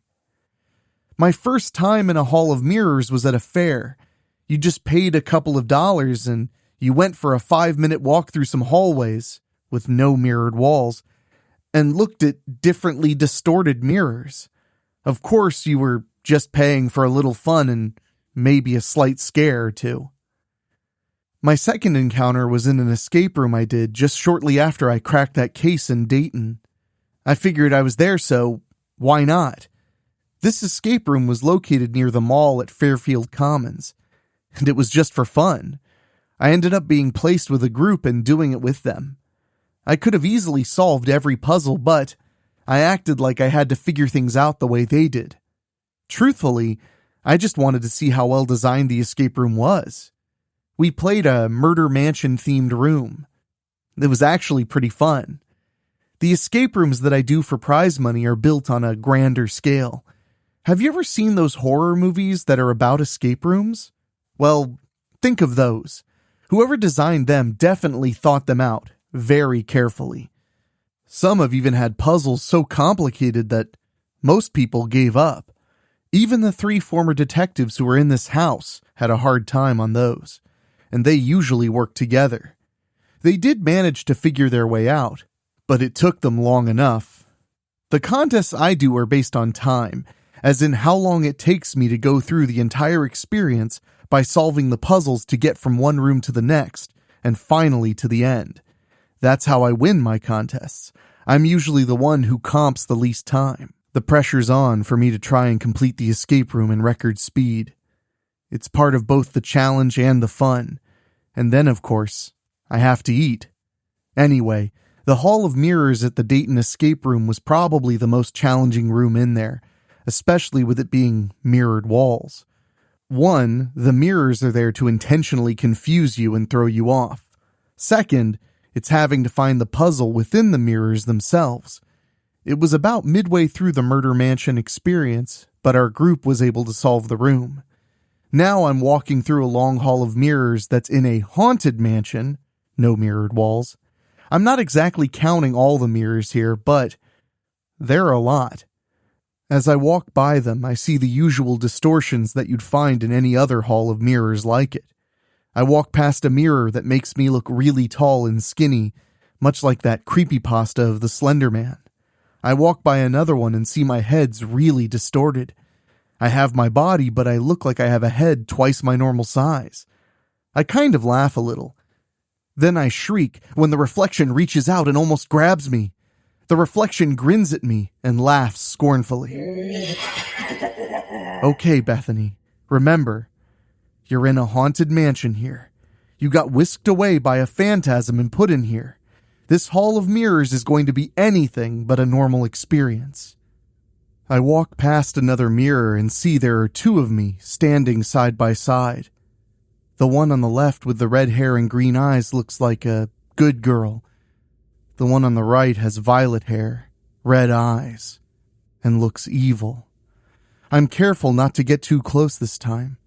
I have to quickly hit the floor when the 2 reflections try to reach out of the mirror with elongated arms and snatch me. Come to us, their disembodied combined voice says to me. We're so very lonely. We just want you to stay with us, mortal. I quickly get to my feet and get away from that mirror. I gulp when I'm thinking I may have gotten in way over my head this time. I've been in haunted places before, but never quite like this. I turn around and see another mirror that makes me look like I'm a human snake. To my credit, I can actually contort my body in different positions. For example, I can lay on my back and actually put my feet and ankles behind my head and then rest comfortably. I can even kneel down and lean back to lower my head to the floor in between my calves. It amazes me that I can do that. Now, being able to contort the way I do doesn't mean I'm double jointed. I can only bend my joints the one way. My snaky reflection slithers for a little bit, then comes at me the way an actual snake would, mouth wide open and ready to devour me. I quickly drop to my knees and contort my body in the latter way I described to avoid it. Upon missing me, the image quickly goes back into the glass. I get back to my feet and move again. I back myself up against a wall and feel my heart pounding. How do you end up in these situations, Bethany? How do you end up coming here, of all places, and then get the living hell scared out of you? And I don't mind telling you, I'm really scared. Then I have a comforting thought and laugh a little. In the Scooby-Doo cartoons, Shaggy's still very much alive. You'd think he'd have had a massive heart attack with all the times those so-called ghosts have scared him half to death. Nope. He's still alive, and well, and devouring all the food he can get his hands on. Well, I'm definitely getting out of here. I take a deep breath and compose myself. I slowly move away from the wall and keep walking. Soon I come to another mirror. Wow, this one really makes me look big and fat. I can't help thinking this is probably what I'd look like if it wasn't for the fact that I have an ultra-high metabolism, which is why I can't put on weight no matter how much food I eat. And those stupid sorority girls at the Kappa house like to call me Bethany the Boar, like we're still in high school or something. Suddenly, my obese reflection's eyes glow red hot as she looks right at me. "That's right, Bethany. I'm the real you," the reflection says in a much meaner version of my voice. "I just couldn't stop eating like a fucking pig. Now look at me." She points right at me. "You have no right to stuff yourself the way you do and get away with it." "I can't help the way I am," I protest. "If I don't eat the way I do, I'll literally starve to death." Probably not the best thing to say. I've really pissed off my reflection. "Bethany the Boar, ha! Come to me, you little worm. I'll devour you and take your place in the mortal realm. Then I'll show all the people who made fun of you what Bethany the Boar is really like." I shake my head quickly. Hell no. When my obese reflection starts laughing long peals of horrible laughter, I'm having a very bad feeling about this. Suddenly, the hall of mirrors starts shaking. I have to do a little dancing in order to keep my balance. I cry out when I feel the floor, the whole hallway starting to slope. I end up falling on my butt and begin sliding downward. "Come to me, Bethany." The reflection rubs her hands together as she licks her lips. "You're going to be such a tasty morsel." As I'm sliding to my death, my mutant brain suddenly flips on multiple light bulbs. Each and every mirrored distortion I've seen are things I've been most afraid of. I've dreamed about nightmarish figures with big heads. I've dreamed about nightmarish figures like the Slender Man. I'm deathly afraid of snakes and spiders. When it comes to the two versions of me in the same mirror, I think it's because I struggle with my darker self. On one side, I just want to be my throwback to the 1960s self and be the girl I've become.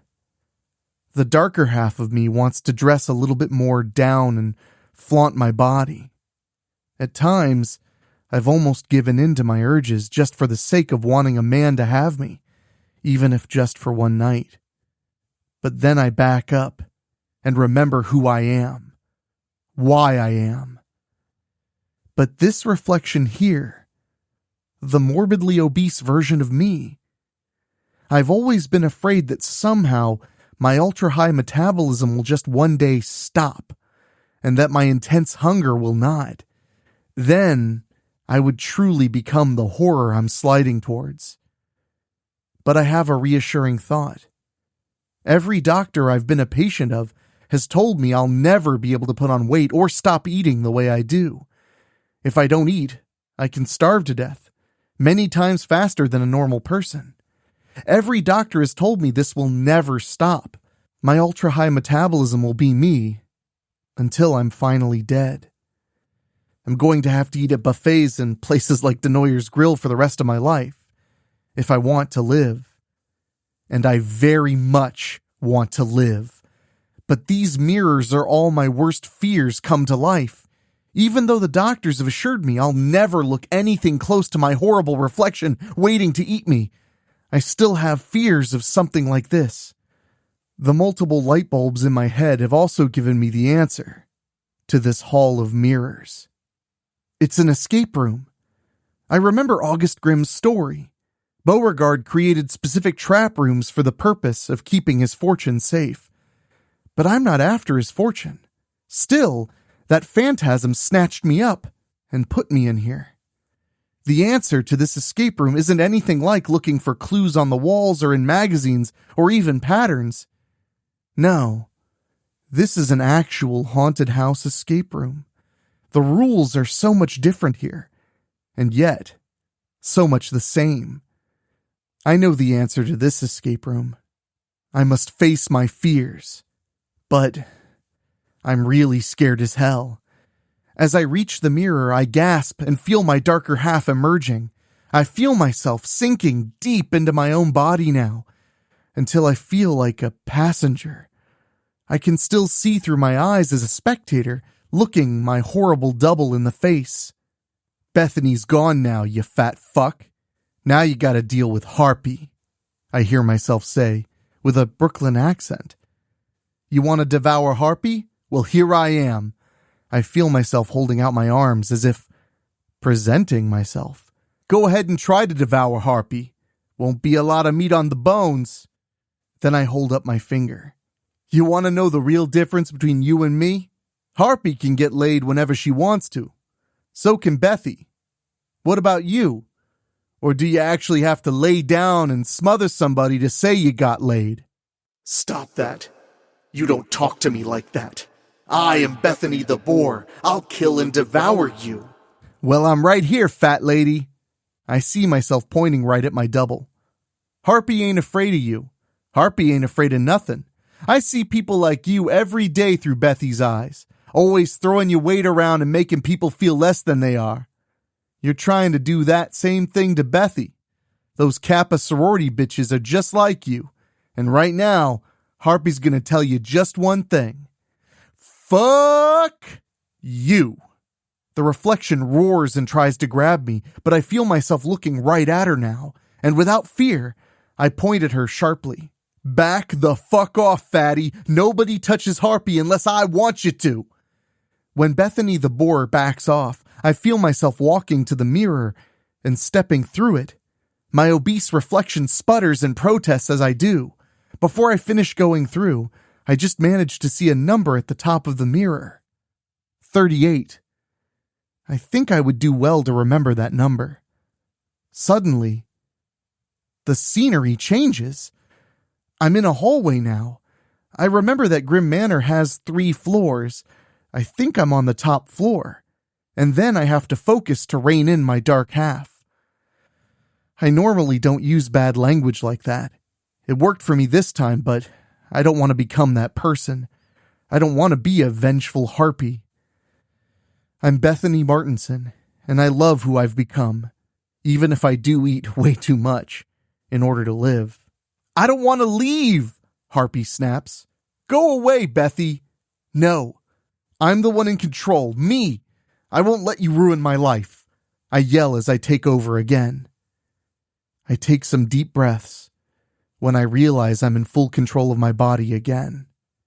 I'll be back, Bethy, I hear Harpy singing in my head. Now I scream in total fear when that phantasm suddenly flies right at me from out of nowhere and grabs me again. It takes me right to the banister overlooking the first floor. The phantasm laughs hysterically as it lifts me over its head and throws me over the banister. I scream even louder as I fall to my death.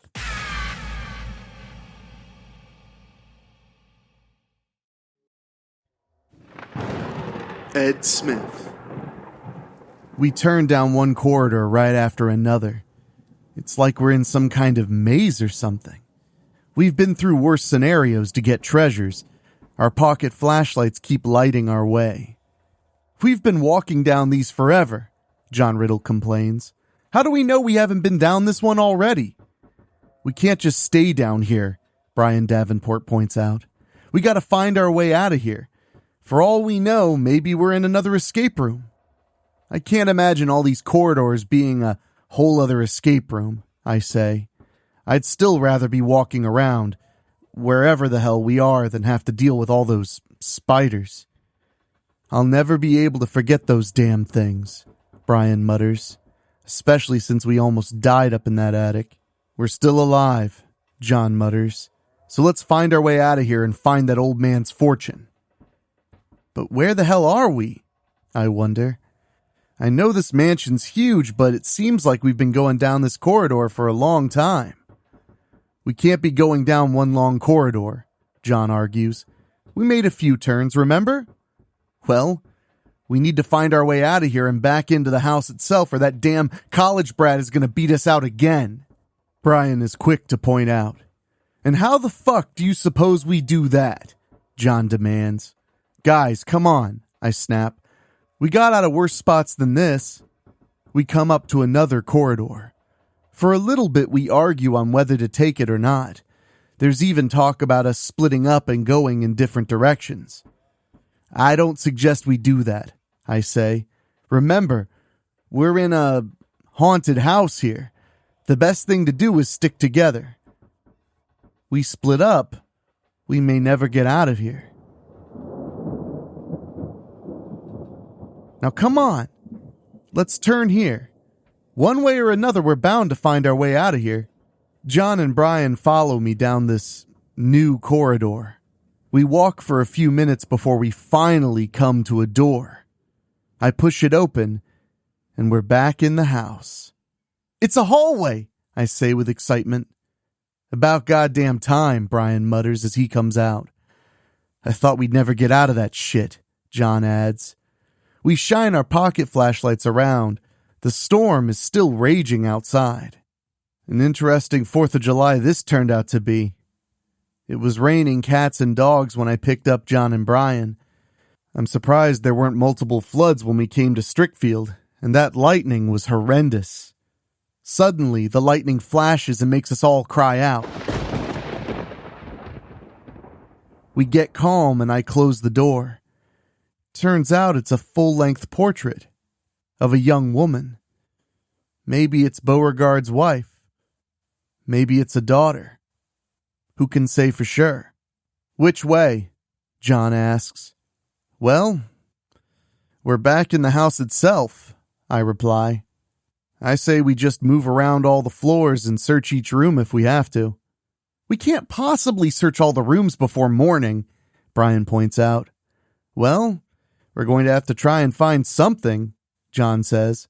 How do we know Bethany isn't out looking for the fortune herself? Do we know where her room is? I ask. We never saw where the old woman took her, John mutters. I think she's on the 2nd floor somewhere, Brian's quick to say. We can find her and make sure she stays put. We don't really decide what we're going to do when this thing suddenly drops right in our circle. It looks like a cloaked... Oh shit! We all scream when we see the skull underneath its shroud. I ain't sure if this is Death himself coming for us or what, but we quickly turn and run. We hear that ghostly thing chasing us down and laughing its ass off. We make it to the big stairway at the center of the house and quickly run up, taking multiple steps at once. We turn off and start running some more. The ghost is right there now. It flew up and intercepted us. Shit! We all yell together. We turn around and run down the west wing. I get the idea to open the first door so we can all run inside. That turns out to be a very bad thing. A skeletal woman is standing there wearing what looks like what's left of her wedding dress. She glares right at us with her dead eyeballs. Then, a groom appears right next to her, looking a lot worse than his bride. This room is occupied, the groom yells in a guttural voice. We scream again when he slams the door in our faces. We don't really have time to think as we hear that ghost almost on us again. Why does that goddamn thing have to laugh all the time? We reach another door and I try the knob. When we walk in, we see some people gathered around a table. Looks like they're playing cards. They're smoking cigars and have glasses of iced liquor at their places. We scream again when they all raise their heads to reveal they're all skeletons wearing clothes from back in the Civil War. Do you mind? We're trying to play a game here, the skeleton dealing the cards yells. Go find your own game, another one adds. There's plenty of rooms in this house and you pick ours to come in, another one mutters.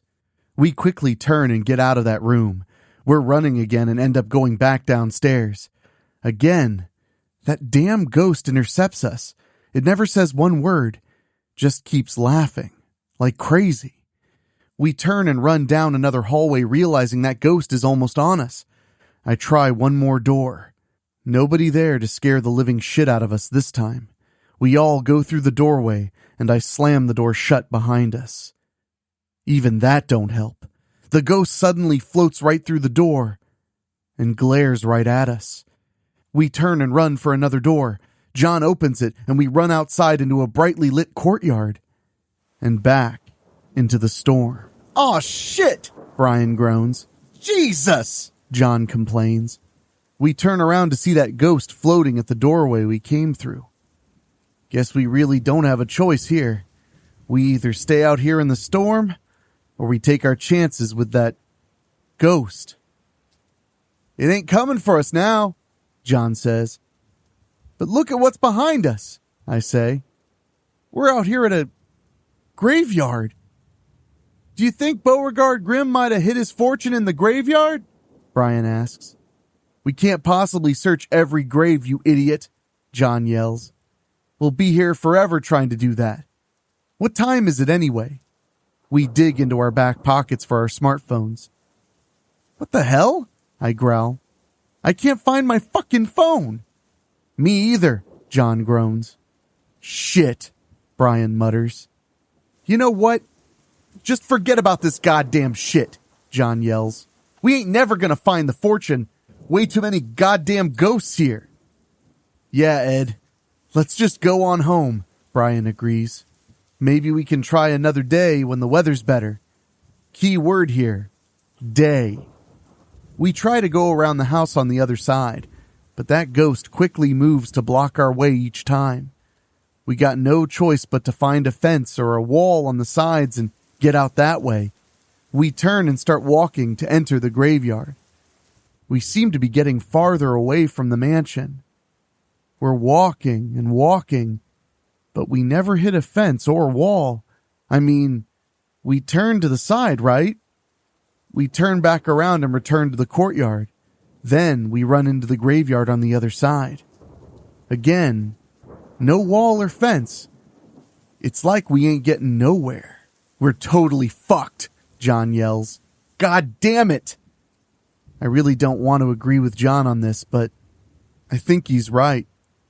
This haunted house isn't going to let us leave. We're stuck here in this raging storm. But if we try to go back inside, that ghost is still there, waiting for us. John's right in saying we're fucked.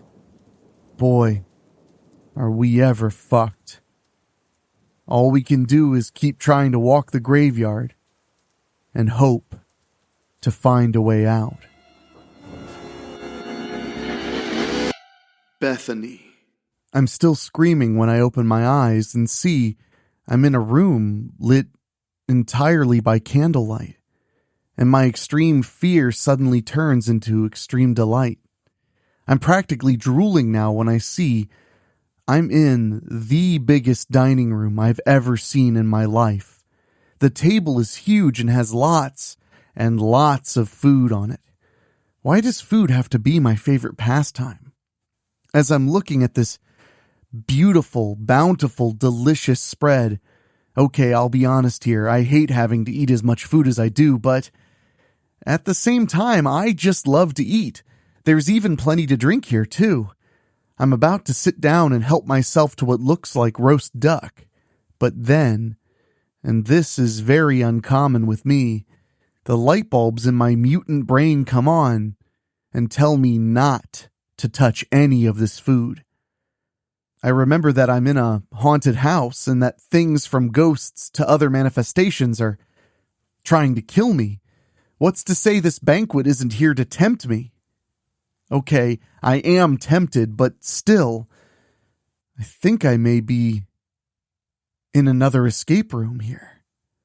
I look and see I can easily walk out of here in either direction, but what kind of an escape room just lets you walk out freely?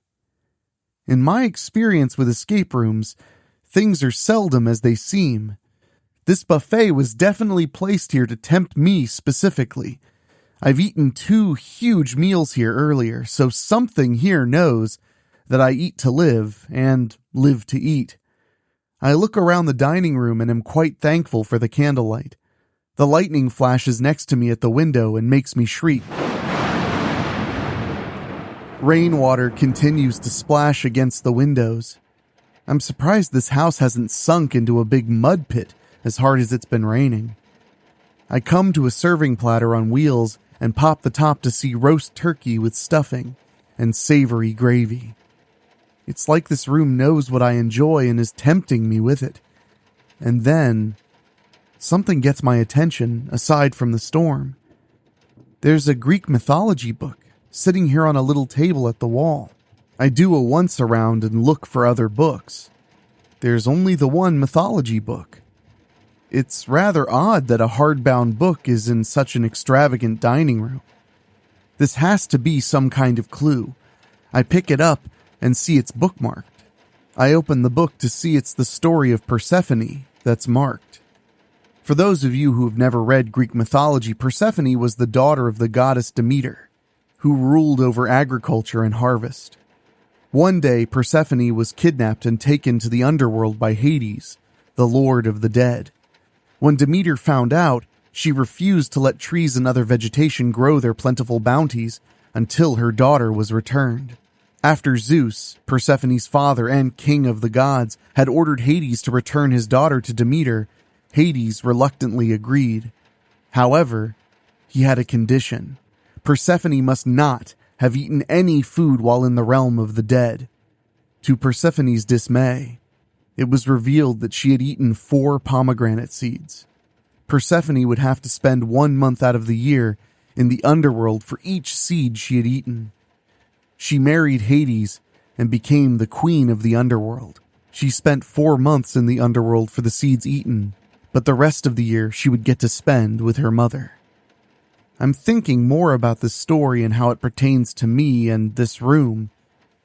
Of course, all I have to do is eat this very food in front of me. I'm the Persephone of this particular story. The food placed before me is the food of the dead. Remember, I'm in a house of the dead. Yes, I ate the food from the refrigerators in the kitchen earlier, but it's not the same thing.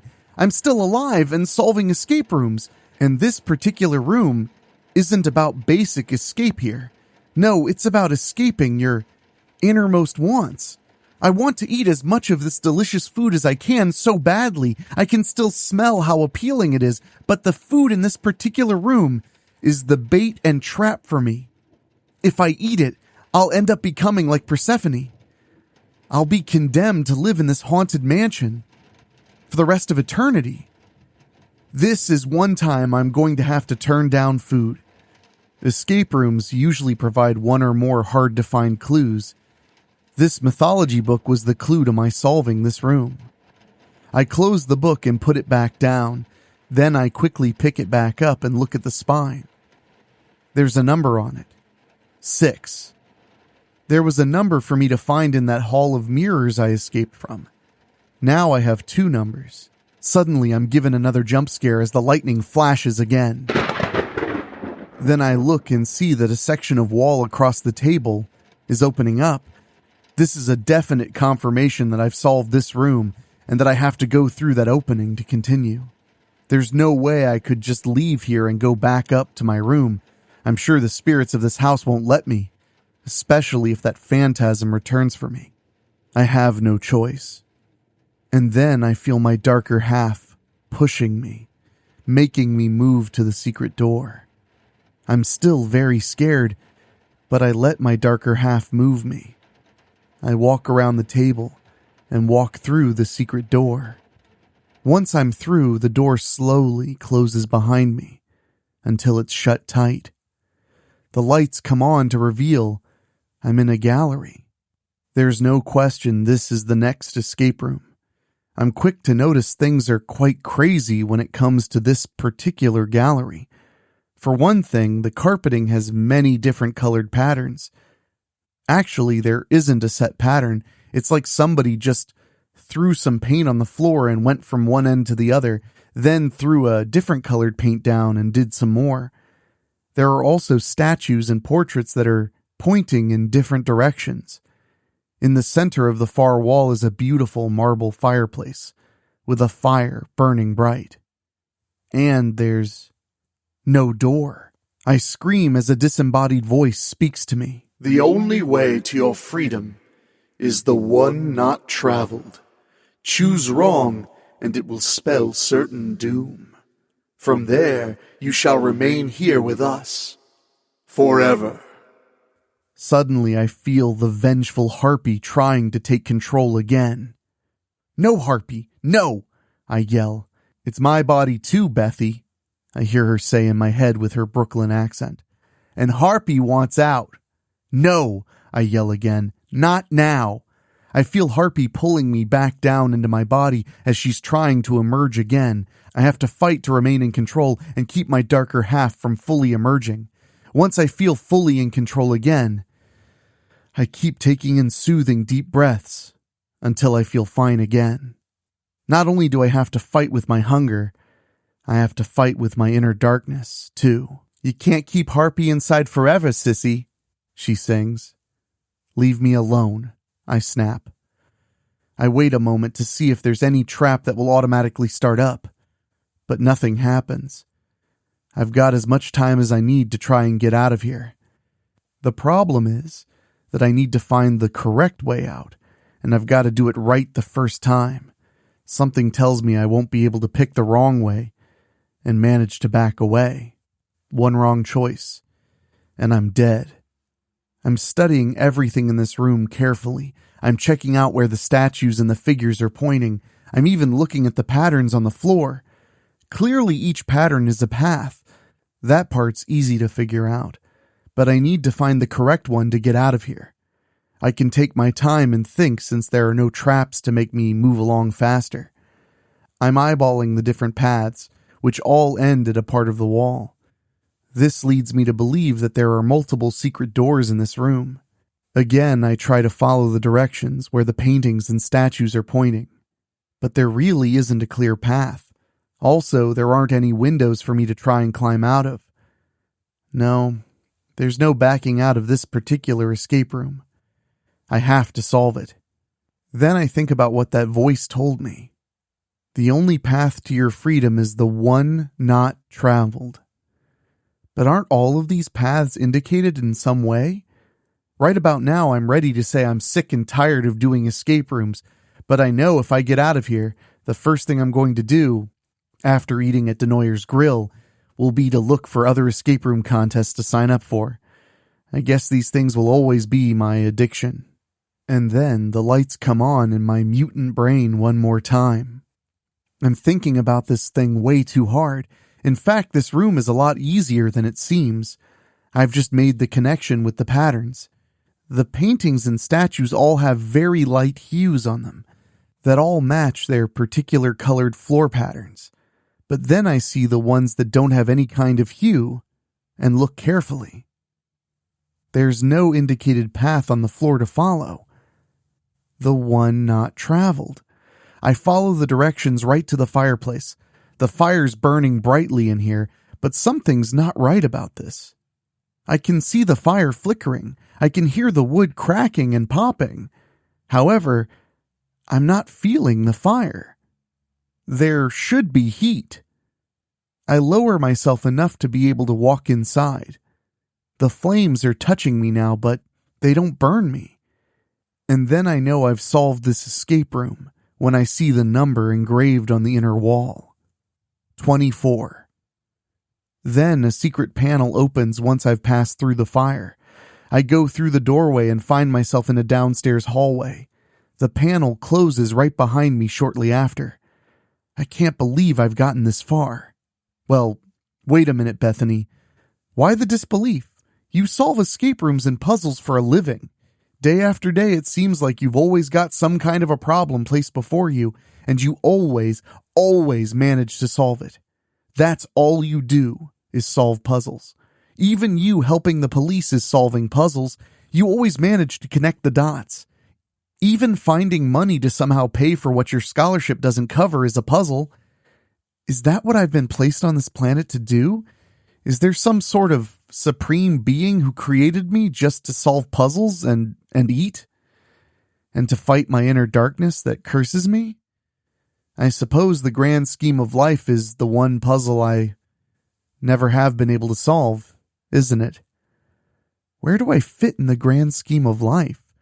Why do I have such blessed intelligence and can be so happy-go-lucky in the face of danger and the people who persecute me?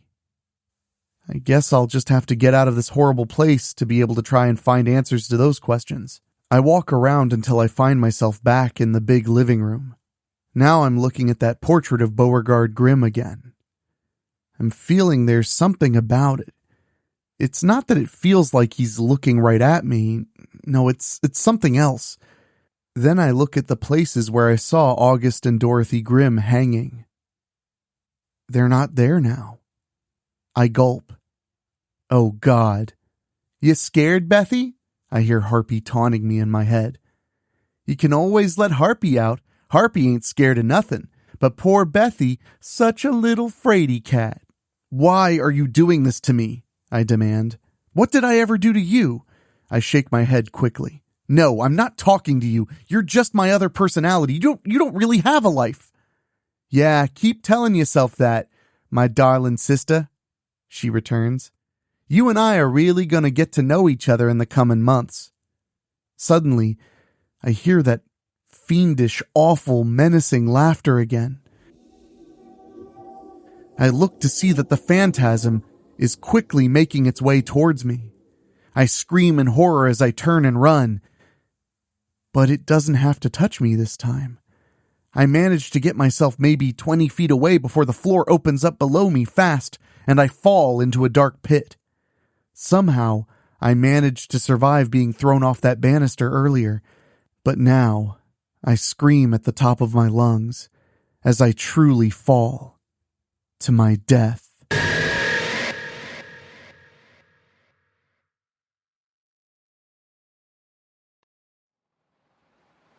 I don't know what really happened.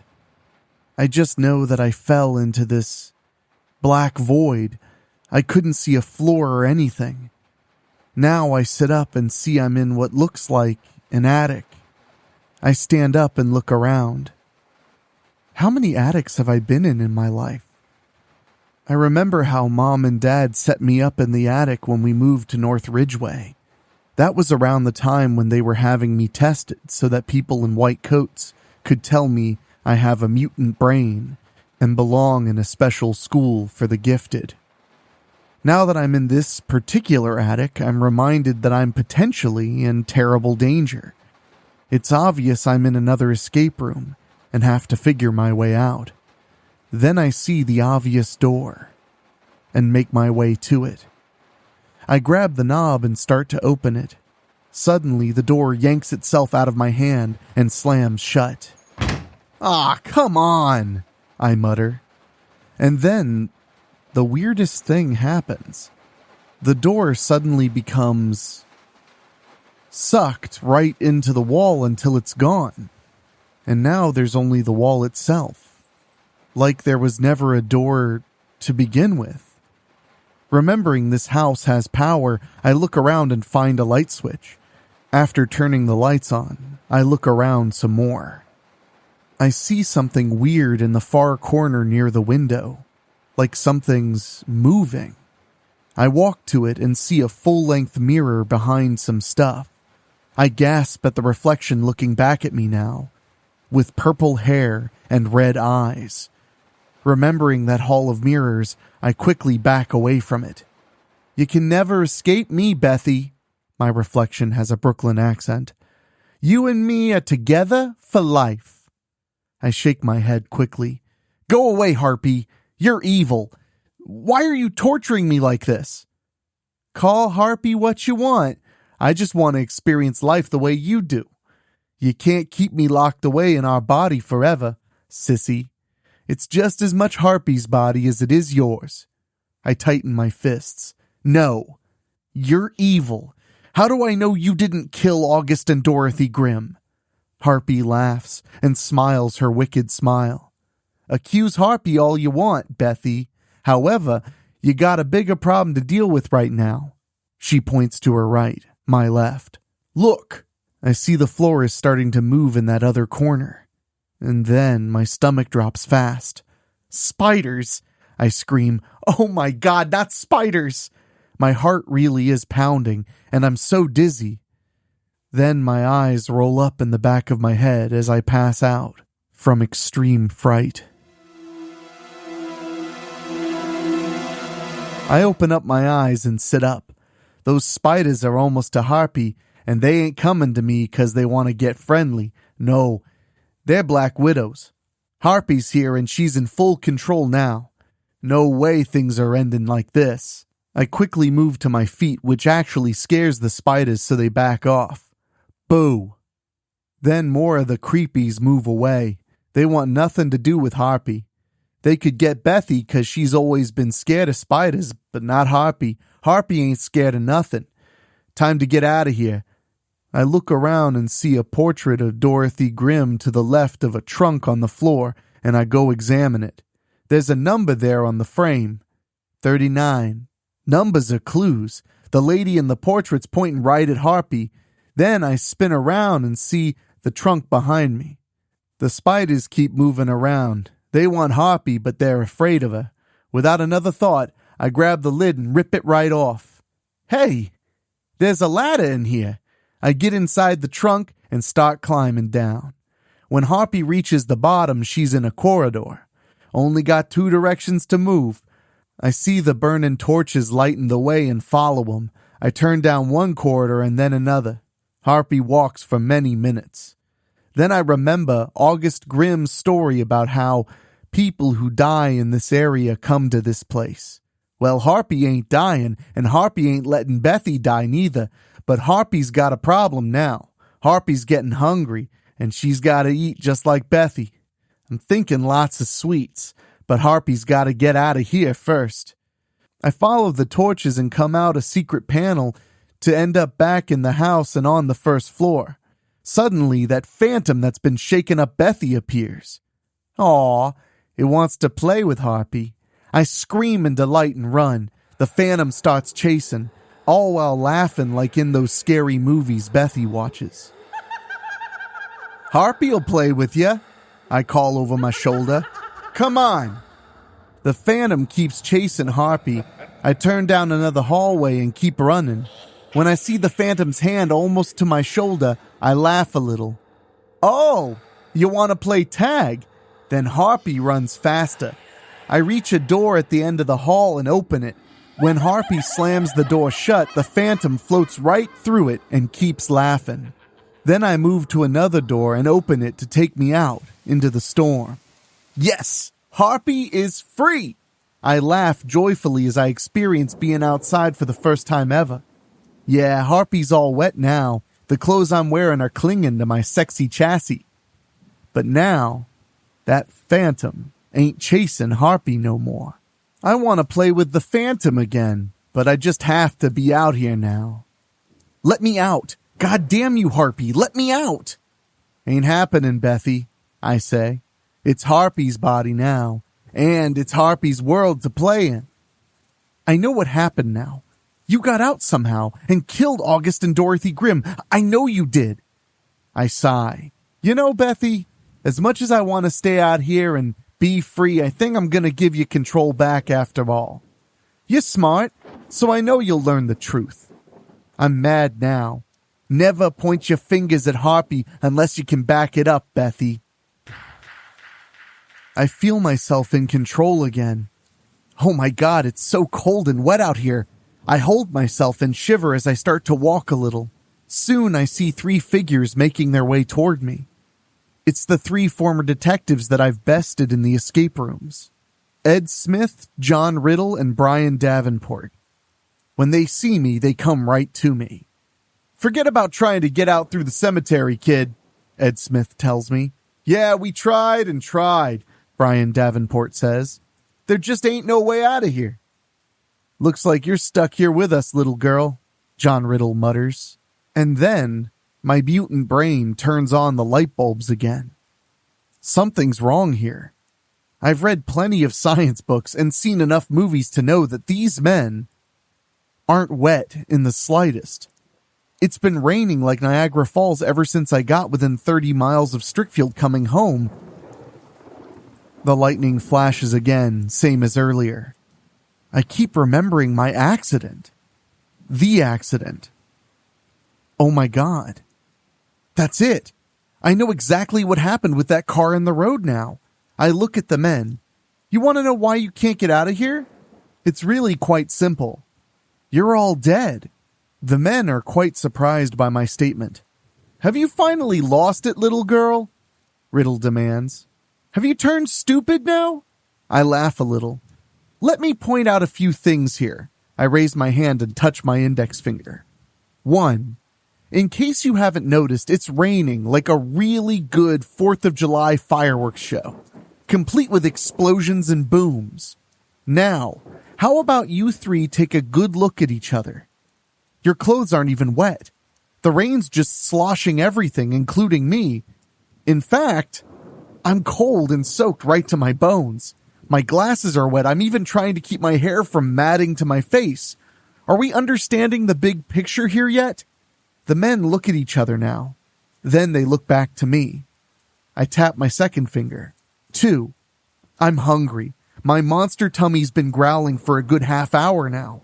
When was the last time you three felt like eating a good meal? Do any of you even like drinking that cheap liquor I've smelled on your breaths at the escape rooms we've met up in the past? And for second, I've eaten 2 huge meals since I got here. I tap my third finger. 3. You want to know how I actually came to Grimm Manor? It's how I know that the 3 of you are dead. I tell them about coming home from Shore City and having to take the detour to get back home. But then, I ended up hitting a car that was right out in the middle of the road, I continue. Since my car was wrecked, I got out and took a look. The car I hit was burned out. Completely. There were 3 charred skeletons inside. Those skeletons were you 3, weren't they? Let me guess how this happened here. You 3 were on your way out here since you like to hunt for treasure in addition to trying to best me in escape rooms. Yeah, I know all about the treasure hunting. I've seen your pictures in the papers for that. And good for you, by the way. Getting back to now, you 3 were on your way here to Grimm Manor to look for Beauregard Grimm's fortune. The way the front end of the car was totaled, you 3 were going way too fast. Not a good idea on a road that's really wet, with lots of dangerous curves. But you went off the road and slammed into a tree. Your momentum brought you back onto the road. The car exploded upon either hitting the tree or when you came to a full stop on the road. You 3 were burned alive in the vehicle because you couldn't get out. I didn't see a car out front when I came here, unless you stashed it somewhere before coming here yourselves. Prove me wrong. You 3 became ghosts and found your way here to Grimm Manor. August Grimm said that ghosts tend to find their way here. You 3 certainly did. I don't know how long you were here before I arrived, but you 3 didn't look the least bit wet. I was soaked through to my bones. Or don't you remember that Dorothy Grimm took me to get some fresh clothes? I tap my pinky finger. 4. I reach out to touch the men. The look on their faces are priceless. When my hand passes right through each of them, I rest my case. I raise my thumb. And 5. Why did you all get fired from being detectives? Because you don't pay much attention to details.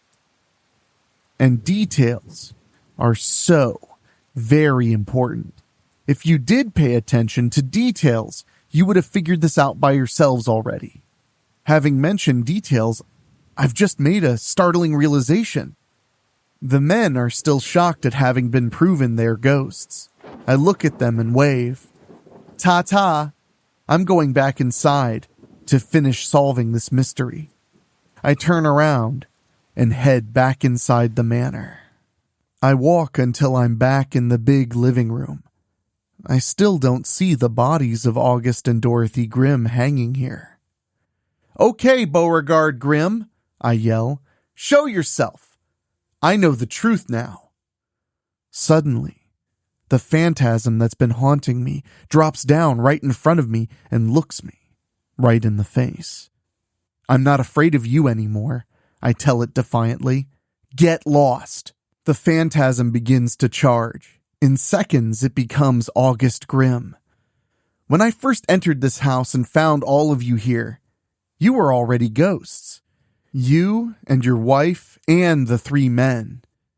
I'm the only living person here, I tell him.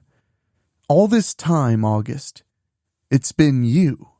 I point to the portrait behind him. You are Beauregard Grimm. You've got a beard there, but you don't have one now. Or is your real name August Grimm?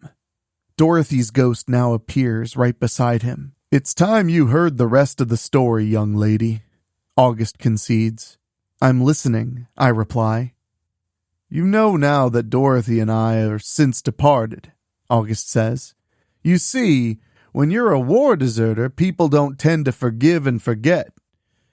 It'd take some of my fellow soldiers quite a while, but they finally came across me and Dorothy, they did.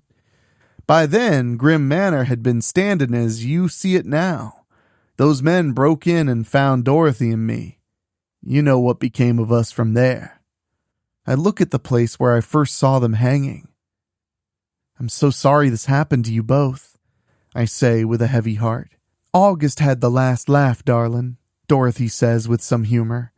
Greed can make people do almost anything. They tried looking for August's fortune.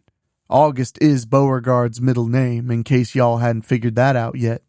Anyway, our murderers ended up in the trapped rooms and died when they couldn't figure their way out. Now their souls are here, just like the many others who've come here and will continue to come here. Then I've got my concerns. I wasn't here to look for your fortune. All I wanted to do was get out of the storm, call for help, and maybe get some food. Yet you put me in all those rooms and scared the hell out of me. Why? Because you was an intelligent young lady, August replies. Those men who found their way here brought you up, they did. Said you solved trapped rooms. He smiles. We'd never let any harm come to you. I just wanted to see if you could solve and survive all the rooms. As of now, you're the first. Not only that, Dorothy adds, you also found all the numbers. That was my idea. That's right, August cheers. And if y'all can figure out how to use them, you may just end up leaving here with my fortune after all. Now I feel excitement. I can leave? You're immortal, child, Dorothy replies. You were just here to take shelter from the storm. Like August said, we'd never let any harm come to you. But you kept me trapped inside this house, I argue. I done told you about them front doors twice, August replies. They tend to stick real good like that when it rains heavy. When the storm's over, you'll be able to walk right on out of here. If and not for that, you'd have been free to go whenever you liked. Dorothy raises her finger. The clothes you were wearing when you came here are all nice and dry now. She looks past me. Well, it's looking like the storm's clearing up. It's going to be morning soon. She takes my hand in both of hers. We gotta be getting along now. We appreciate you coming and spending time here at Grimm Manor. Ain't often we get mortals that come here, you know. Goodbye to you, child, August says. Don't forget to claim what's rightfully yours before you leave. You earned it. August and Dorothy disappear, leaving me all alone now. I walk through the house and make my way to the back doors. I look outside to the graveyard and see nobody's out there. Even the 3 former detectives are gone. They're a part of Grimm Manor now and have to leave when the night's over. They'll return when it's sunset, I'm sure. I definitely want my own clothes. I move and head back up to my room. I walk in and see my clothes are laid out for me at the foot of the bed, all folded nice and neat. I yawn and am so tempted to just get naked and get back in this comfy bed again. I've been up nearly all night and I want to go to sleep. Then my tummy says, don't even think about it. Also, I remember how Harpy took over in the attic. I won't be able to sleep knowing she can take over again. Then I see her in the mirror again. Purple hair and red eyes. You ain't never getting rid of Harpy, sissy, she says. Where you go, Harpy goes. I groan. I can't believe I've got multiple personality disorder. Why me? Harpy laughs. Harpy's got personality, honey, but I sure ain't one of your personalities. Wake up, will ya? I'm your fucking sister. I put my hands to my ears. I don't hear you. Have it your way. Now get us out of here and go eat, will ya? We ain't done. We'll never be done. We'll always be a part of each other. For better or worse. When I look in the mirror again, Harpy just smirks. I ignore her and remove my soaked Civil War-era clothes. After putting my original clothes back on, I wipe the remaining rainwater off my glasses. When I put them back on, I look at the portrait of Beauregard Grimm again. It can't be that easy. Can it? I reach out and find I can open the portrait like a small door. And there's a safe here. Yeah, I guess it was that easy. At least, this part. However, I could never open the safe without having been through those escape rooms. That's what those numbers I found represent. The combination to the safe is 38, 6, 24, 39. I quickly work the permutations in my head and come up with all the possible combinations using those 4 numbers. I only have to work the dial with the order I found the numbers. I turn the lever, and I open the safe. My heart is really pounding now. I take out a few stacks of bills from way back when. This old money's gotta be worth a lot in today's money. I almost wondered if it was worthless Confederate money. But it's not. I hadn't given any thought to hunting for this money. I hadn't even known about it until August Grimm told the story. If those detectives were still alive, they'd have many more reasons to be pissed off at me now. I find 2 suitcases big enough to put all of the money in and close everything back up. Just looking at all this money, my tummy growls again to remind me of what I'm going to be spending both this fortune and my escape room prize money on. Okay, I'm not likely going to eat up all the money for quite some time. I can honestly say I'm rich now, at least for the time being. When my tummy rumbles and starts hurting, I know it's time to go. I take the suitcases of money and head down to the front doors. I try the knobs and find both doors open quite easily. It's dawn, and the storm is gone. I step outside and close the doors behind me. Then I walk back to the road. I'll have to flag somebody down who can call me a tow truck. No way! I cry when I reach the road. My car is sitting on the side of the road, and the car I ended up hitting isn't even there. My car doesn't even look damaged. I load the suitcases and get in. The car starts right up. Yes! I shriek happily. The downside, however, is that my smartphone is still damaged. I'll just have to buy a new one later on when I'm back in Strickfield. I follow the detour signs and eventually enter Strickfield. I never thought I'd be so happy to see this beautiful village again. My tummy really growls and starts hurting more as I make my turn onto the main road and see Denoyer's Grill. I waste no time in getting into that parking lot and getting inside. The smells of heavenly breakfast foods hit me right in the face.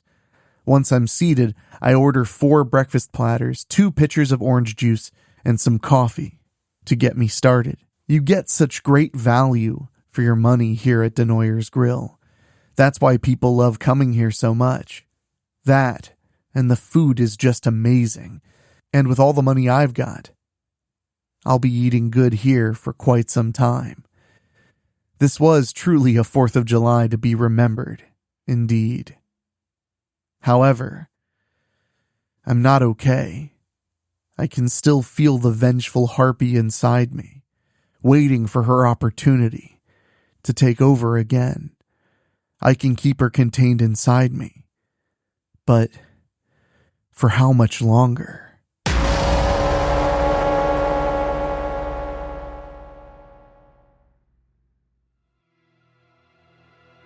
Prom Queen Killer by Rob Fields.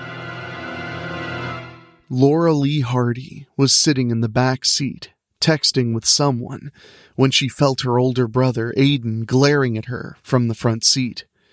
Laura Lee tried to ignore Aiden, but he made sure that was all but impossible. "Texting with your little girlfriend again?" he sneered. Laura Lee continued with her conversation despite Aiden. Their mother, Ridge, was driving on a busy freeway in Shore City. "Aiden, leave your sister alone, please," Ridge asked calmly. "I just asked Laura Lee a question, Mom," Aiden replied defiantly. Then he repeated his question to Laura Lee with more aggression. When Laura Lee still wouldn't answer Aiden, he reached in back and snatched her phone.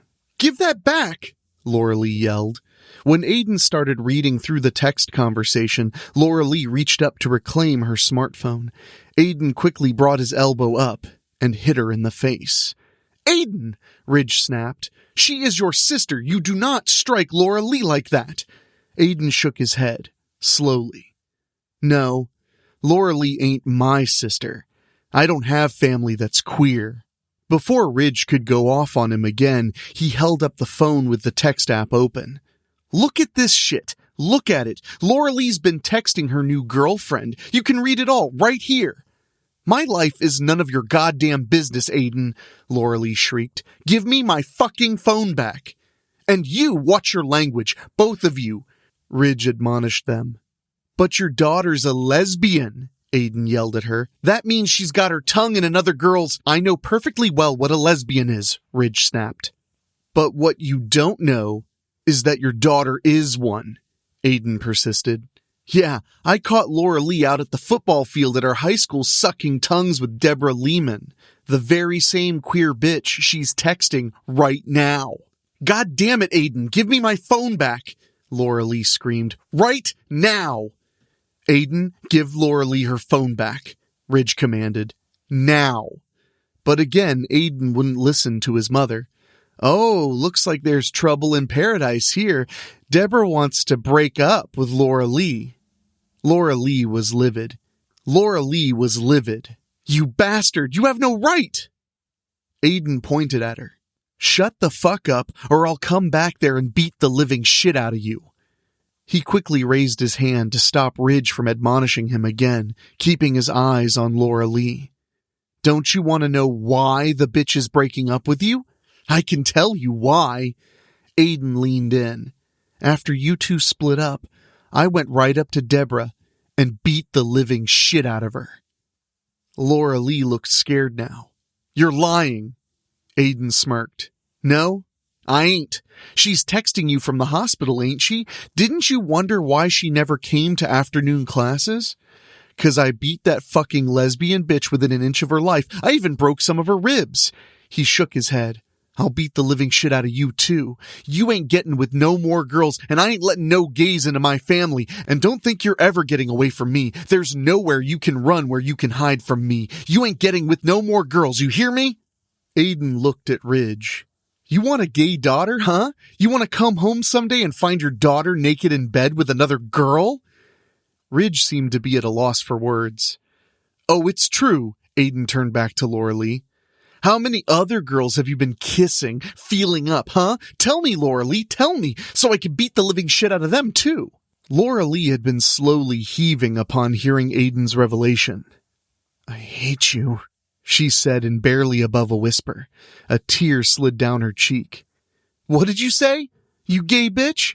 Aiden suddenly reached out and slapped Laura Lee across the face. "Come on, I'll beat the living shit out of you right now. You ain't my sister, and you never will be. I beat the living shit out of Deborah. I got a good mind to come back there and beat the living shit out of you for still talking to her." Before an angered Ridge could yell at Aiden, Laura Lee screamed with rage and lunged at him.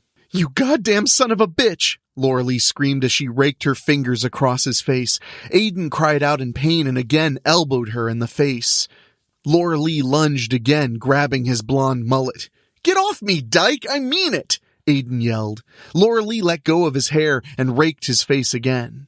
This time, one of her nails dug deep into the pulp of Aiden's left eye, making him scream and bleed faster than from the other scratch wounds. Aiden retaliated by grabbing Laura Lee's hair and punching her face hard. Aiden kept pulling on her hair until he pulled her up into the front. Unfortunately, Laura Lee dropped right into Ridge's lap, causing her to lose control of the steering wheel. Before Ridge could think of what to do next, the car was suddenly slammed hard and sent rolling again and again. Ridge was barely able to comprehend that their car had suddenly turned and screeched sideways and was T-boned by a speeding semi. The car slammed to a stop at the center barrier. And then another semi-truck had plowed into them and sent them turning again. The present, Monday. Laura Lee yawned as she came into the kitchen of her apartment. "Morning, Mom," she said through another yawn. "It's about time you got up," Ridge replied. "I was beginning to think you were going to keep hitting the snooze button." Laura Lee yawned again. "Believe me, I was tempted, except Misty called me a little bit ago and woke me up." Then she suddenly felt worried. "Listen, Mom, are you sure you're okay with me seeing Misty?" "Honey, we talked about this," Ridge replied softly. "You don't have to worry about me judging you," she sighed. "I just wish that things would have worked out better with Aiden. But we won't bring him up. Anyway, no, I'm perfectly okay with you seeing Misty Blint. She seems like such a nice girl from when I talked to her on the phone." Laura Lee looked at the clock on the microwave. "Looks like you have to leave for work already." Ridge groaned a little. "Please don't remind me. I'm sure I'll be home late, so you'll have to fend for yourself." "Then why do it, Mom?" Laura Lee asked. "Dad left us set with plenty of insurance money when he died." "Because I can't just sit around in this apartment all day," Ridge replied. "I have to get out and stay active. That's why I go and work." Laura Lee yawned again. "Okay, I guess I'll talk to you again when I talk to you." They exchanged pleasant goodbyes. When Ridge was gone, Laura Lee yawned again and decided to get some iced coffee out of the refrigerator. She poured herself a glass and started to drink it down when she heard the doorbell. Taking the glass with her, she went to answer. "Hey, you!" Misty Blint cheered. Laura Lee smiled. "Hey." When Misty came in, they shared a romantic kiss. Laura Lee had just started her senior year at Strickfield High School when she met and became fast friends with Cheryl, Misty's older sister. When Cheryl introduced Laura Lee to Misty, it wasn't long before the two of them were seeing each other. As the school year went on, their dating turned into a serious relationship. "You ready to go?" Misty asked. Laura Lee yawned one more time. "Yeah, let me finish my coffee first. You want—" Misty brightened up. "Hell yeah!" Laura Lee prepared 2 to-go cups with the rest of the iced coffee. From there, the girls began their walk to Strickfield High School. "Oh, did I just miss your mom again?" Misty asked. "I've never once seen her. I've only talked to her on the phone. In fact, when I called your landline a little bit ago, she answered and told me to come over and wake you up myself. She said she hates having to come into your room and shake you awake. After I talked to her, I called you and woke you up.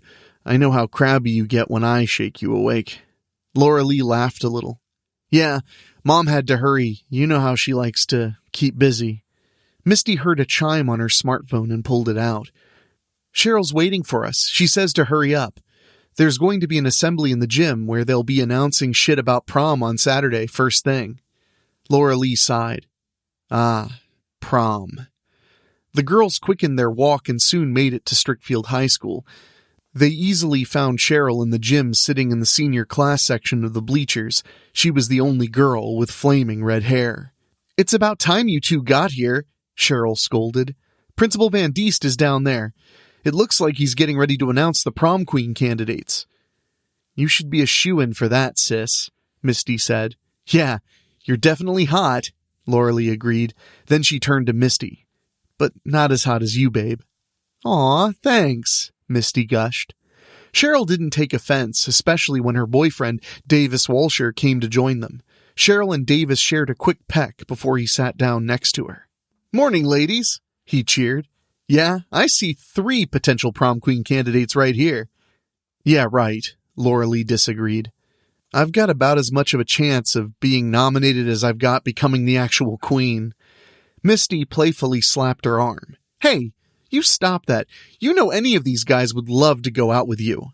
Laura Lee laughed a little. "Nope. They know I'm gay, so they don't waste their time with me." The student body was seated before Principal Matthew Van Diest started to rattle off the morning announcements. The teens muttered among themselves before he finally got to the reason why the student body was forced to convene for an assembly. Okay, let's get to the Strickfield High Junior and Senior Prom. Now, as you all know, the title of Senior Prom Queen carries a lot of prestige here in the high schools of the Erie Shore Conference. This is mainly because the sororities of the area universities always tap these lucky winners. I'm talking full-ride scholarships here. Nearly every senior prom queen who's been accepted from Strickfield High has gone on to great things, so I won't bore you with any further details. Time to see who the 5 contestants will be out of our senior class. Then I'll announce the junior class contestants. And remember, both the junior and senior prom queen candidates are all based on the votes of their respective class bodies. Once the candidates are announced, voting will take place until the end of the school day on Friday. Again, by your respective class bodies. The junior and senior prom queen winners will be announced at the prom on Saturday night. And now, the senior prom queen nominees are... Principal Van Diest cleared his throat. Randy Robinson, Ellen Franks, Cheryl Blint, last year's Junior Prom Queen crown winner, Taylor Mirren, and finally, Laura Lee gasped in complete shock when Principal Van Diest said her name. She barely had time to let it sink in when Cheryl suddenly grabbed her into a hug. "We did it, Laura Lee!" Cheryl cheered. "You and me, we did it!" Yeah, I guess we did," Laura Lee stammered. "Yeah, congrats, Laura Lee," Davis said sincerely. "But we both know you're going to win," Laura Lee said to Cheryl. "You're much more popular than me." "Hey now, don't cop that attitude. You have just as good a chance of winning as I do," Cheryl replied. "Just the same, may the best girl win." When the assembly broke up to go to first period, it wasn't long before a girl with long, frizzy blonde hair pushed in between Cheryl and Laura Lee. Then she pushed them away from her with 2 quick shoves. Neither girl fell to the floor, but they came close. Then the girl turned to face them. She reached out and shoved them both again, this time finally sending them both to the floor. As Misty and Davis were helping their significant others up, the girl who had just shoved them spoke up. "You 2 bitches might as well just stay down there. While you're at it, you can get on your knees and kiss my feet." "Oh, shit," Laura Lee whispered.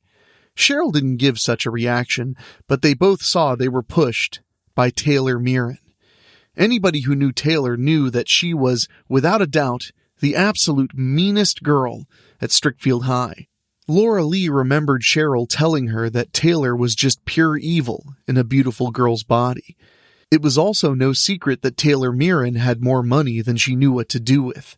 Just after Taylor became junior class prom queen, her parents had both died in a plane crash. Early rumors had stated that Taylor herself had tampered with the plane prior to her parents leaving on their final flight. However, there was no evidence of tampering found. The crash had been linked to a circuit board failure. Taylor had genuinely screamed in utter shock when she had inherited everything. The total amount of properties, assets, accounts, and cash was in the 15-figure range. Taylor Mirren's newly acquired wealth made her quite independent. In fact, she was the only known student at Strickfield High who lived by herself. Even before she acquired her vast wealth, she was still considered quite evil. Her most notable quality, aside from her frizzy blonde hair and her large breasts, was being able to find seemingly every skeleton in a person's closet. She had destroyed many who dared to stand up to her. Taylor Mirren didn't waste any time. "Let's get something straight right here and now. You 2 are dropping out for senior prom queen. Right now.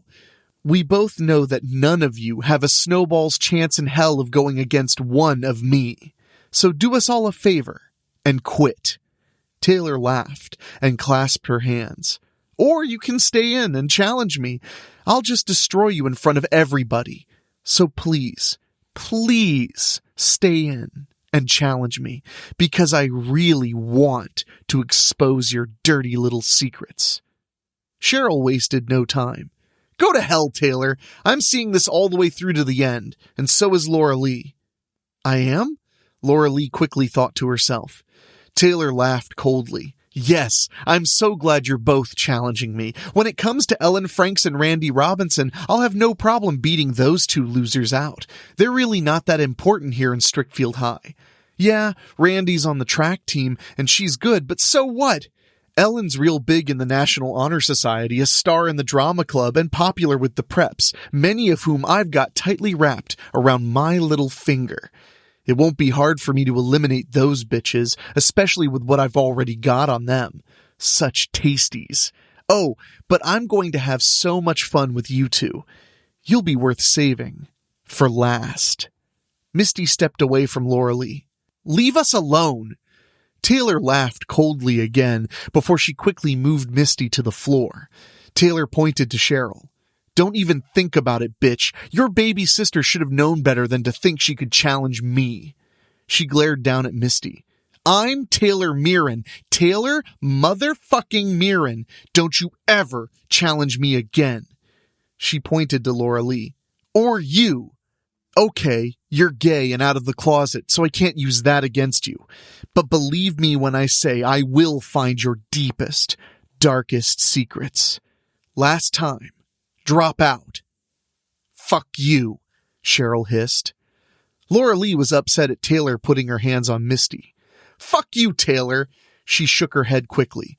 And why do you even need to win? Don't you have more than enough money to buy whatever you want? You can put yourself through college. Hell, you could buy your own college. Taylor chuckled. You've been paying attention. I like that. She quickly raised her finger. My inheriting my family's fortune doesn't change a goddamn thing. I still love to fight for everything I want. Well, I want the senior class prom queen crown and the prestige of having won both crowns back to back. You see, it's all about prestige. And now that I've given you your valuable lesson for today. Without warning, Taylor snatched Laura Lee's iced coffee, quickly popped the top, and splashed it right in Cheryl's face. Cheryl screamed and fell to her knees. My eyes! As Davis moved to help his girlfriend, Taylor struck again. She grabbed Misty by her spaghetti strap top and used enough force to rip it open completely down the middle. Then she shoved Misty away. Taylor smiled scornfully as other students were gawking or laughing at Misty's nudity. Laura Lee quickly removed her sweater and helped Misty slip it on. Game on, Taylor declared, before she turned away and left. When school was out, Laura Lee and Misty left and walked back to Strickfield Cove, the apartment complex where Laura Lee lived. I'm just glad Cheryl's okay, Laura Lee said.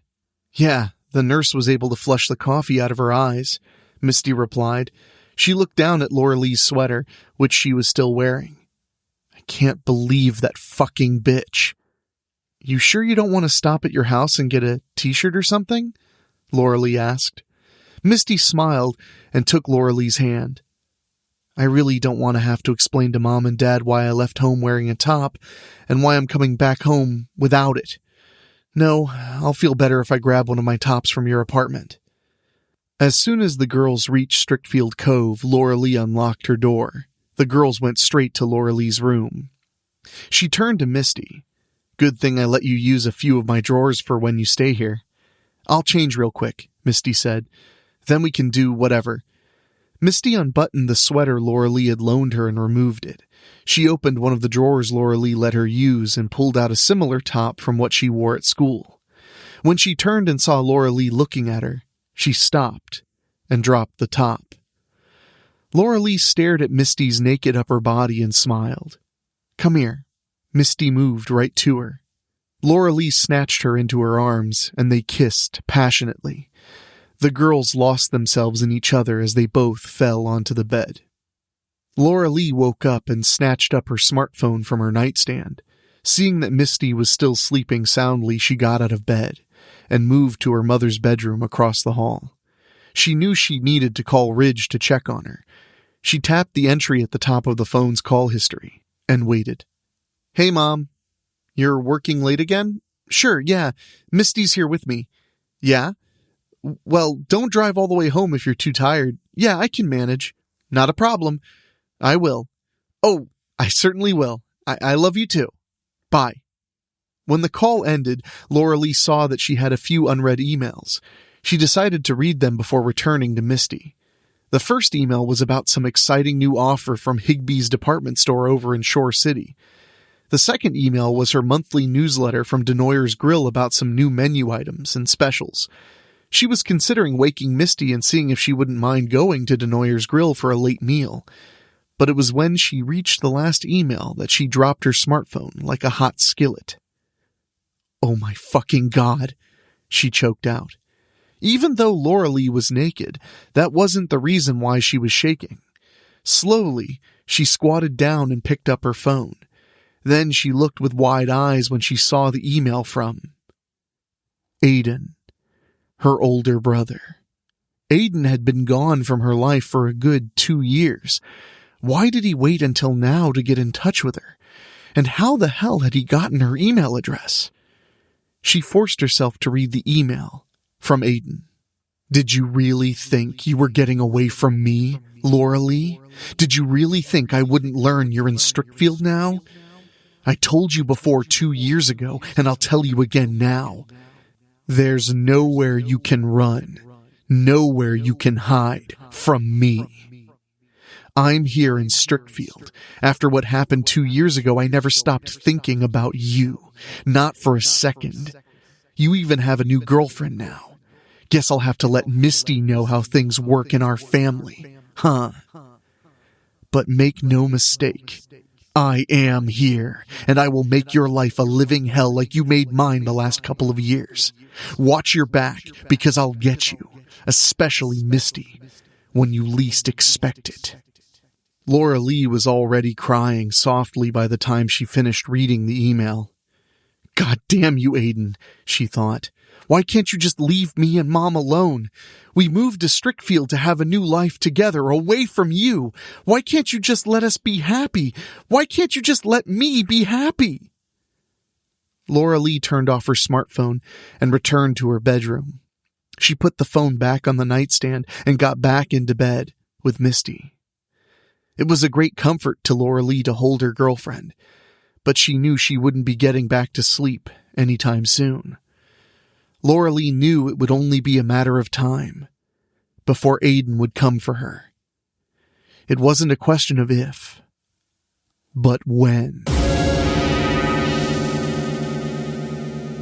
Tuesday. When it came time to get up for school, Laura Lee woke Misty. Laura Lee couldn't bring herself to sleep after reading Aiden's email. She'd even snuck to the kitchen to grab herself a knife out of the block on the counter. She kept the knife clutched tightly in her hand in case Aiden might have decided to attack them during the night. Laura Lee nodded off a few times, but shook herself awake. Before she woke Misty, she put the knife away in the nightstand drawer. And that was when she saw her smartphone was gone. Laura Lee slipped out of bed and tried looking for it, without success. She knew right then she couldn't tell Misty about the missing phone, or Aiden, for fear of frightening her. After the girls finished with their shower, Laura Lee was in the kitchen making coffee for them to take to school. When Laura Lee finished, she handed Misty her cup to go. "Holy shit, babe," Misty said after taking a drink. "You made this really strong." Laura Lee forced a smile. "Sorry, honey, I guess I wasn't watching what I was doing." Misty put her cup down and wrapped her arms around Laura Lee's waist. "You okay?" Laura Lee yawned. "Yeah, I'll be okay. I guess I'm more tired than I thought." Misty kissed Laura Lee. "We can always skip school and go back to bed." Misty kissed her again to help add to the temptation. Laura Lee forced a laugh. "As much as I'd love to take you up on your offer, what will we tell Mom when she comes home and sees us in bed? She'll give us hell for skipping school." Misty playfully pouted. "Well, you can't blame your girlfriend for trying." Laura Lee kissed her back. "I love you, and believe me, I do appreciate your efforts. I can remake the coffee if you want." Misty moved away from Laura Lee and picked up her coffee. "I love you back. No, you made the coffee this strong before. It'll be okay." But Laura Lee knew things weren't okay as she picked up her coffee. From there, the girls left the apartment and began their walk to Strickfield High. Unbeknownst to them, a figure wearing a dark outfit was watching from a distance. In hand was Laura Lee's phone. Laura Lee was thankful that Strickfield High was lax when it came to students drinking coffee in class. Deep down, she expected any day that Principal Matthew Van Diest would make the announcement saying that coffee was no longer allowed during class time. He never did, though. She determined the teachers might give some backlash to that since some of them also enjoy their coffee during class. As other students were gathering into their first period class, Cheryl Blint, Misty's older sister, came in and sat next to her. After exchanging morning pleasantries, Laura Lee saw one of the other nominees enter. Randy Robinson usually wore a hoodie and loose capris to class. Randy was known to jog just before school, which suggested that she used the locker room shower before coming to class. Laura Lee and Cheryl rarely ever spoke to Randy, but they knew her well enough to know that she never gave anyone a hard time. She was mostly focused on her schoolwork and her running events. She had placed in both cross-country and in track. She also had scouts come and look at her, which meant possible athletic scholarships. Now she had the possibility of becoming senior prom queen, which meant she would be tapped by a major sorority from an area university. As more students came into the classroom, some of them quickly stepped aside when Taylor Mirren entered. In fact, every pair of eyes went right to her. The teacher wasn't in the classroom yet, guaranteeing even more pain for whomever Taylor had in her sights, especially since she wasn't in this class with them. Taylor suddenly held up a Blu-ray disc for everybody to see. She didn't have to explain her actions as she placed it right on Randy Robinson's desk. Randy gasped and looked up at Taylor. "Drop out," Taylor ordered. "Or I promise you, I'll hand copies of this blue to everybody at Strickfield High. Everybody will see the extracurricular activities you do outside of your extracurricular activities." Randy looked at Taylor with both awe and fear. "How did I get this?" Taylor translated. "Trust me, bitch. If you have any skeletons in your closet, I will pull them out, kicking and screaming." She pointed down at Randy's disc. "Drop out of the running. Final warning." "Taylor Mirren," the teacher said upon entering the classroom. "Get to your class, now." Taylor sneered as she turned away from Randy and started to leave. Before she left, she put 2 fingers to her own eyes, and then pointed those same 2 fingers at Laura Lee and Cheryl. After she left, most every other student looked at Randy Robinson and saw a tear roll down her cheek. At the end of track practice, Randy waited until she could be alone in the girls' locker room. It was bad enough that fellow students were whispering and wondering what was on the disc that Taylor Mirren had given her at the beginning of first period. But to have her own teammates asking her about what happened was just too much for her to bear. So much that she had fallen during a couple of time trials. Now, as Randy was undressing for her shower, she was wishing she had never responded to that ad in the student newspaper at Erie City University when she was taking a campus tour there. The ad was for a photo shoot. When Randy arrived for the shoot, she learned it was a nude photo shoot. At first, Randy refused to do it. However, money can make people do things they thought they would never do, especially when it was an easy $3,000, cash. Randy posed for the explicit photos and was given the money. The photographers even let her count it in front of them. From there, they offered her plenty more where that came from. Deciding she really liked that kind of cash, she agreed to do more explicit photo shoots, and even videos, to where she would have actual sex on camera. She was making damn good, tax-free money for each shoot. Also, Erie City was hundreds of miles away, and none of the pictures or videos were ever posted on any website outside of an expensive paywall. But somehow, Taylor Mirren had gotten hold of a sex video that Randy had made. When Randy was alone, she put the disc into her laptop and saw Taylor wasn't bluffing. It was one of her latest videos, where she was having sex with another female model. Randy had no choice. Before going to track practice, she went to Principal Van Diest and dropped out of the senior prom queen running. Principal Van Diest tried to ask her why, but all she said was that she didn't want to be prom queen. Now, she was wondering, once Taylor Mirren heard about it, if she would keep her end of the deal. Running events were all that Randy had left. If Taylor went back on her word and exposed that she was secretly doing porn, her whole world would come to an end.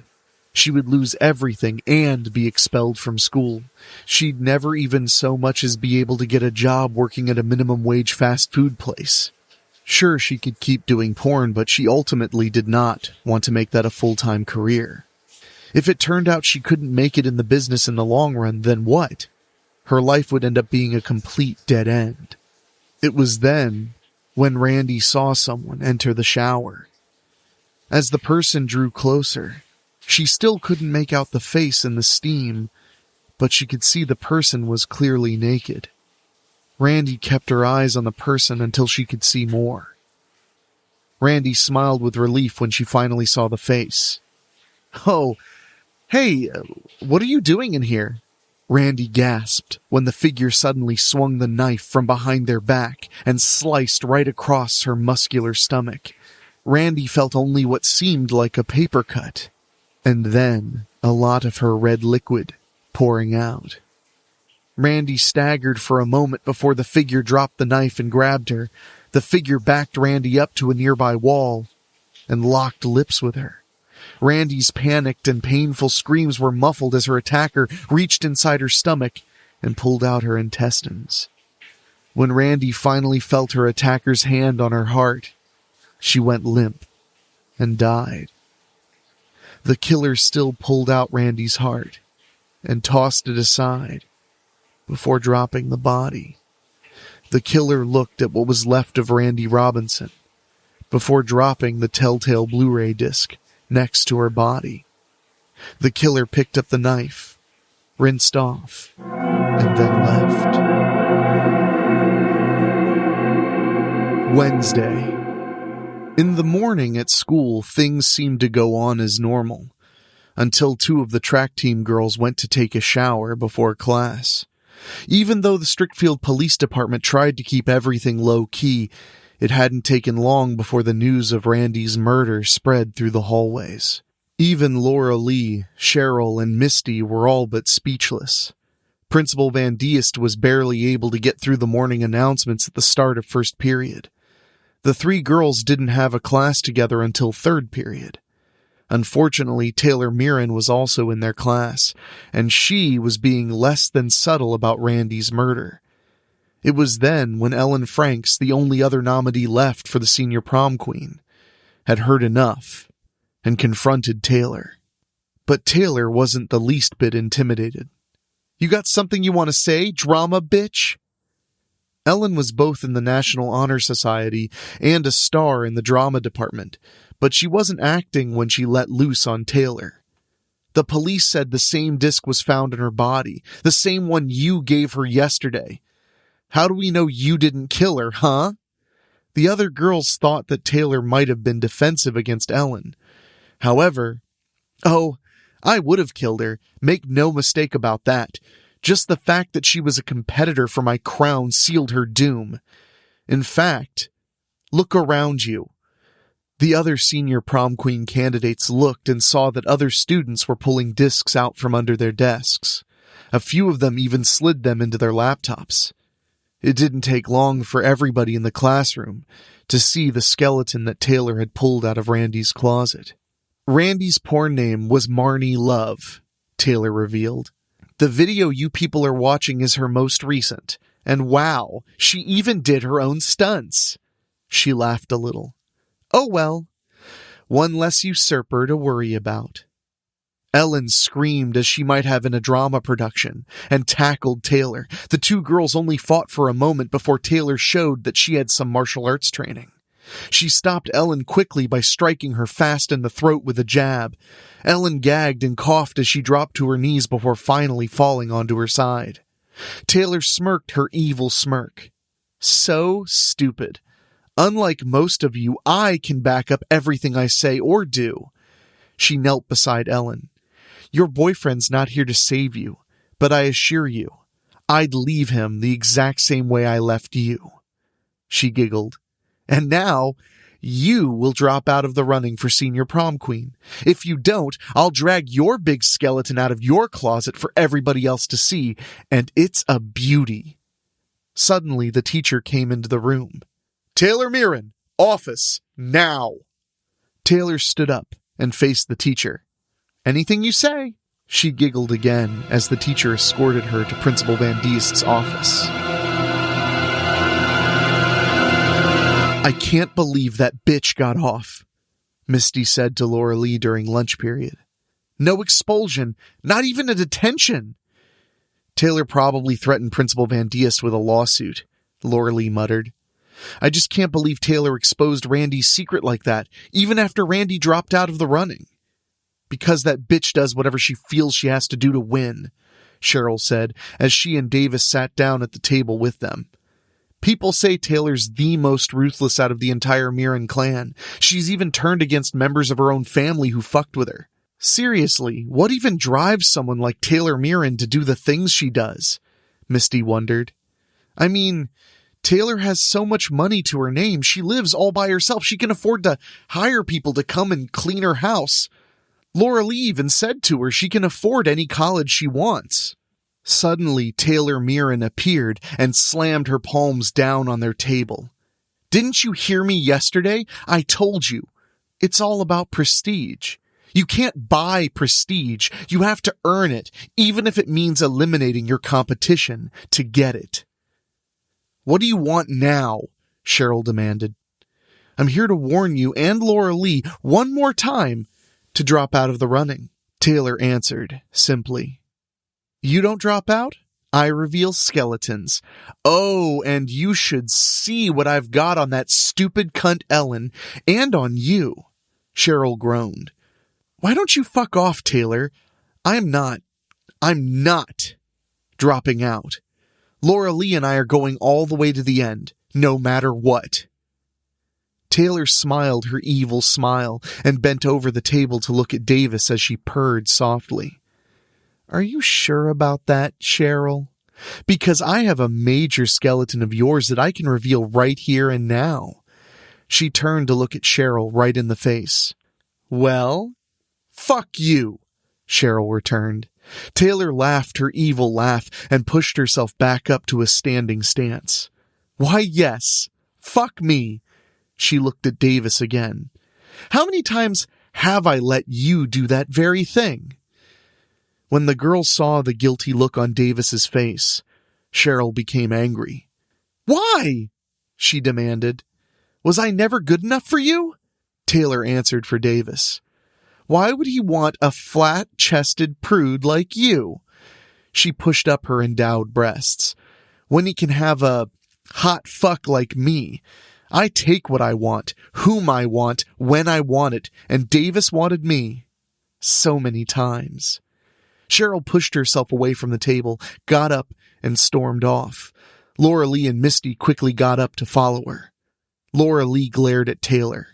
Fuck you. Taylor shook her head slowly. Sorry, I don't eat pussy. Now, run along, go after your friend. Laura Lee was very angry, but Cheryl was more important than a confrontation with Taylor. She turned and ran after Misty. Davis stayed right where he was and looked at Taylor, who rolled her eyes at him before walking away.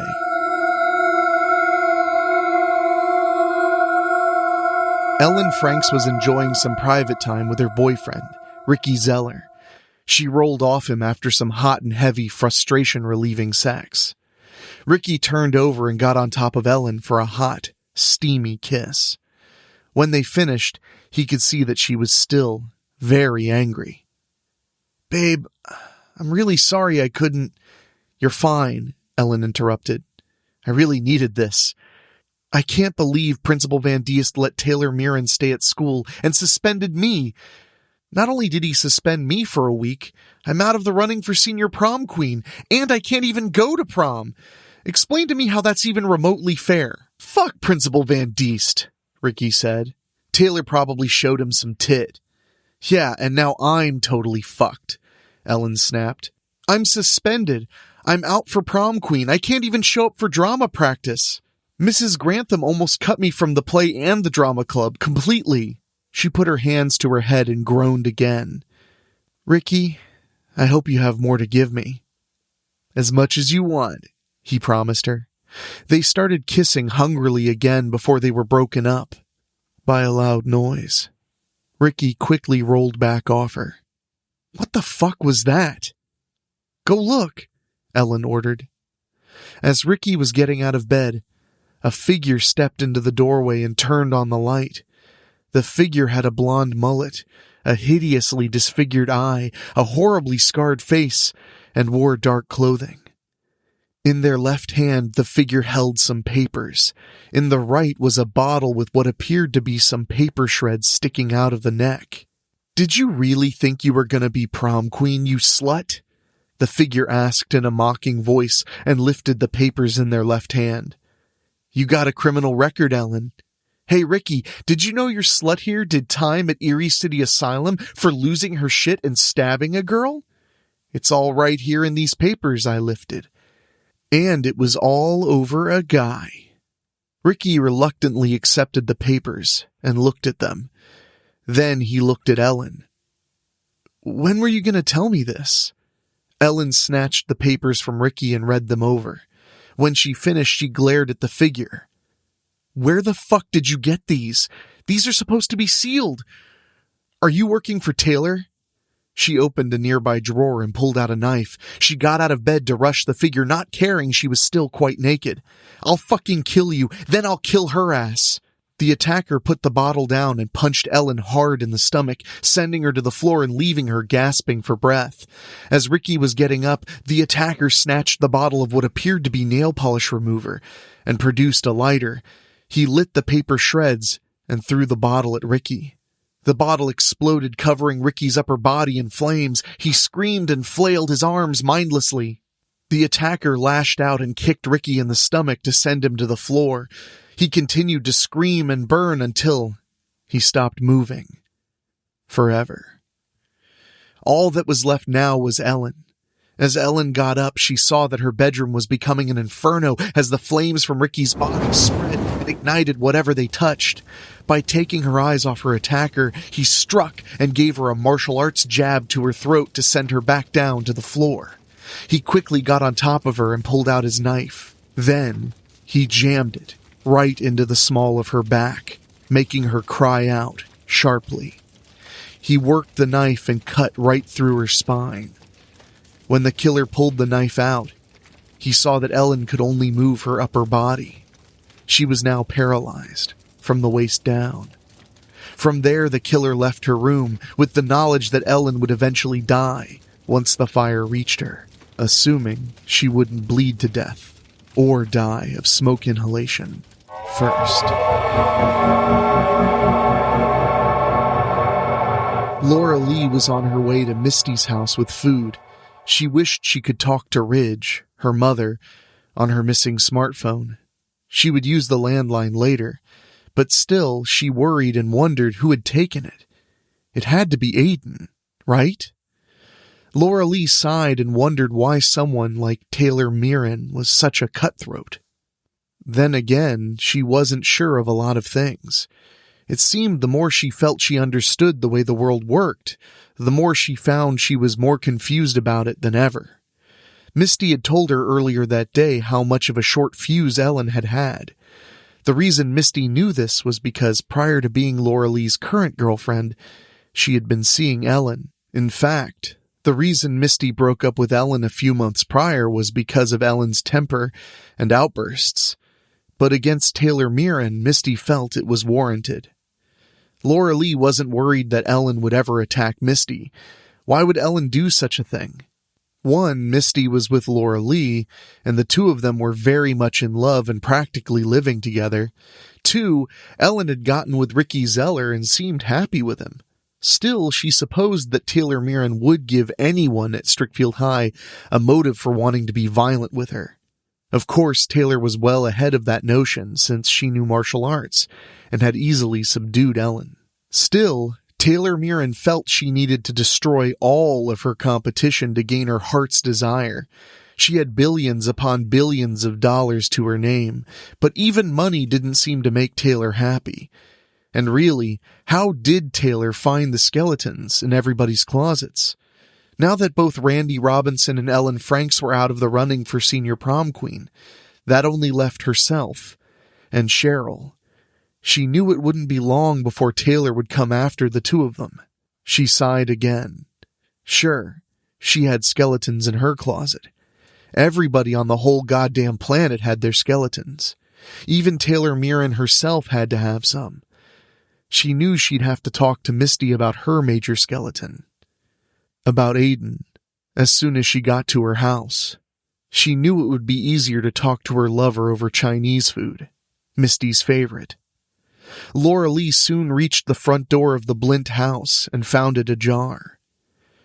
Fearing the worst, she quickly dropped the food and went inside. She screamed when she saw Misty's slain, bloody body nailed to the living room wall in a crucifixion pose. Next to Misty's corpse was a single word, written in blood. Soon. Wednesday evening. Laura Lee Hardy screamed again and slumped to her knees. The tears began flowing faster than she realized. No! Misty! No! But Misty's body continued to remain nailed to the living room wall in the same manner that Christ had been nailed to the cross in the New Testament stories of the Holy Bible. When the police had the unfortunate task of removing Misty Blint's body, both Laura Lee and Cheryl Blint were holding each other and shedding their tears. Neither girl could bring themselves to say anything to each other. It was just as difficult for them to answer the seemingly endless questions that the police detectives had for them. As for Misty's and Cheryl's parents, they had both been out of town on a business trip and would be returning home after the police had finally managed to contact them. Friday. Cheryl came home from school to an empty house. She had been thinking about the current week. Aside from school, she and Laura Lee hadn't really seen or talked to one another since Misty's murder. Deciding that she wanted to see Laura Lee, she pulled out her smartphone and called her apartment. After 3 rings, she got an answer. Hello? Mrs. Hardy, hi. I was wondering if Laura Lee's home? She's taking a nap, but feel free to come on over and visit her if you want. You're always welcome here, Cheryl. Cheryl felt her spirits lift. Thanks, I'll come right over. Go ahead and let yourself in when you get here. I have to go to work shortly, so I won't be around. Cheryl couldn't help feeling sorry for Ridge that she always had to work.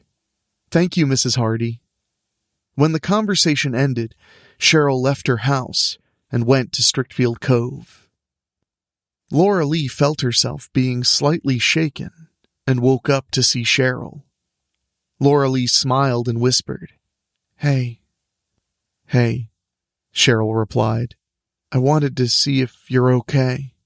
Laura Lee sat up, shook her head a little, and started crying. I don't think either of us are okay. She took Cheryl's hand and invited her to sit down on the bed. Laura Lee forced herself to look Cheryl in the eyes. It's all my fault. I told the police about my brother Aiden. I need to tell you about him. Cheryl forced herself to look at Laura Lee. Are you saying it was your brother that killed my sister? Laura Lee nodded. He's hated me ever since we were kids. Then he found out I'm gay and hated me even more. She let go of Cheryl's hand and held herself. Now he's back, and he's after me. He's playing his fucking mind games with me right now. Sooner or later, he's going to come for me. Cheryl took firm hold of Laura Lee's shoulders. But why? Why does he hate you so much? And why would he be killing girls at our school? And why did he kill my sister? Aiden killed Misty because she was with me. Laura Lee sighed. I've got a long story to tell you, Cheryl. I've got time. Laura Lee told Cheryl about the accident in Shore City 2 years ago. Aiden and I were hurt pretty bad, Laura Lee said. Aiden got the worst end of it. He had to get skin grafts to repair his face. We both had some broken bones. She knocked on the left side of her head. I even have a metal plate right here. Mom was actually the lucky one. She was wearing her seatbelt and only had some bumps and bruises.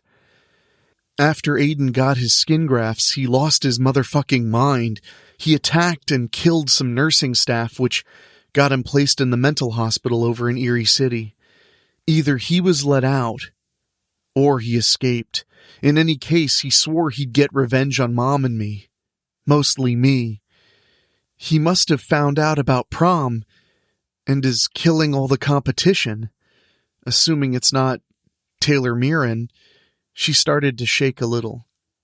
This is all my fault, Cheryl. Misty died because of me and my fucking brother. Cheryl hugged and held Laura Lee.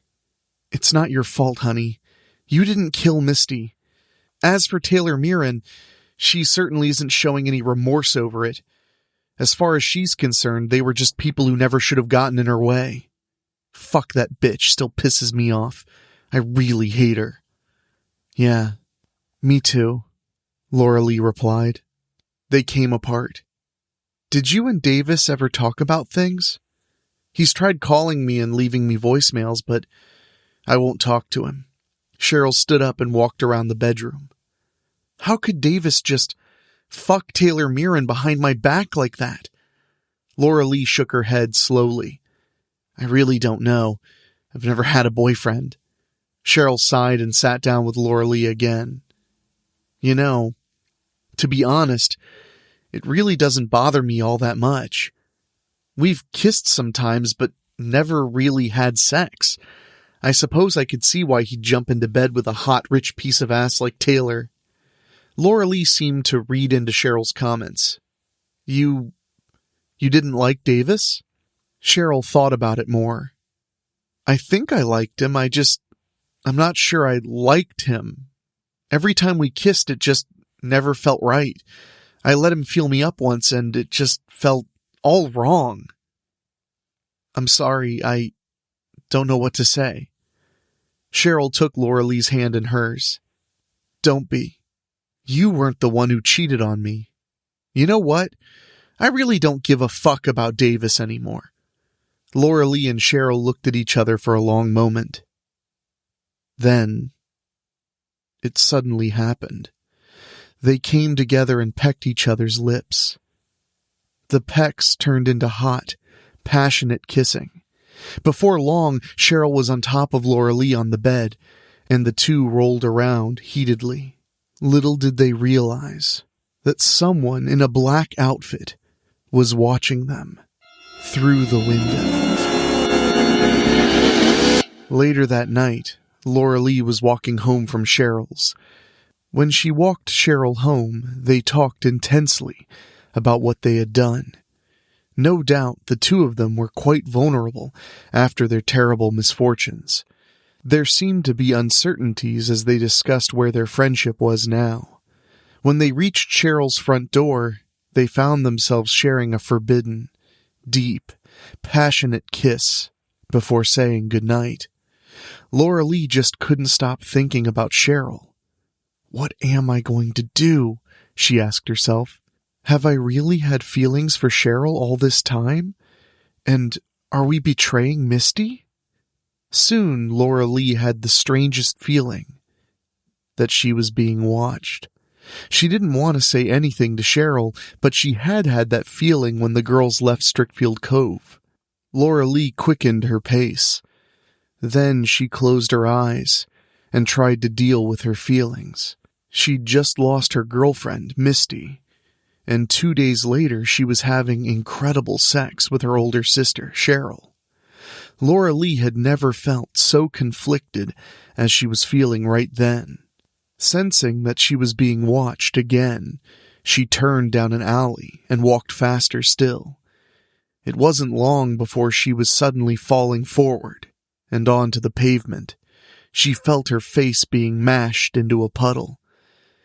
When she came up out of the puddle, Aiden hissed, "So, you got a new girlfriend already? You don't waste time, do you? Always the fucking slut. After you lose one girlfriend, you go grab yourself another." Laura Lee was flat on her back. "Go away, Aiden. Leave me alone." Laura Lee couldn't bring herself to open her eyes, but she could picture Aiden wearing his dark outfit that was smeared with blood. She was sure he still had his blonde mullet, his damaged eye, and his horribly scarred face. She heard Aiden hiss, "Oh, I ain't never leaving you alone, Laura Lee.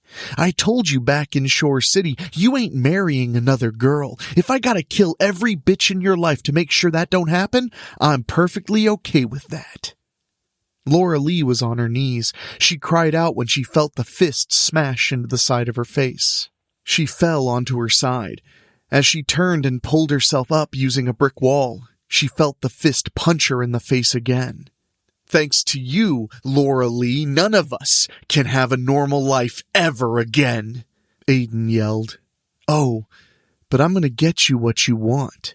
You're gonna be prom queen. I'll kill your competition for you.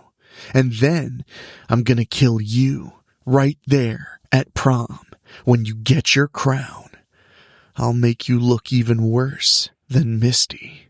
Laura Lee remained helpless with her back against the wall as she was punched again and again.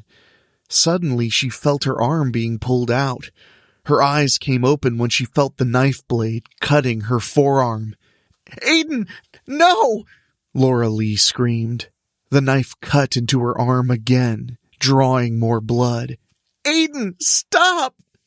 "You ought to be glad I ain't making your face look like mine," Aiden teased. The knife went across Laura Lee's other forearm this time. Then that same forearm was cut again. When she closed her eyes in pain, she felt the impact of the knife handle in her stomach to make her fall to her knees. Then one more punch to her face dazed her. From there, Laura Lee felt the knife being placed into her hands and her fingers being closed around the handle. "I can make it look just like a suicide," she heard Aiden hiss before she lost consciousness. Around 11 o'clock, Davis Walsher knocked on Cheryl's door. When she answered it, wearing an oversized t-shirt, she gave him an exasperated look. "You're not the pizza guy. What the fuck do you want?" "Cheryl, look, I'm sorry about what happened with Taylor," Davis said. "And I'm so sorry about Misty. Seriously, what can I do to make things right?" Cheryl shook her head slowly. "Nothing, Davis. The truth is, I know I can never trust you again. How many times did you cheat on me with Taylor Mirren?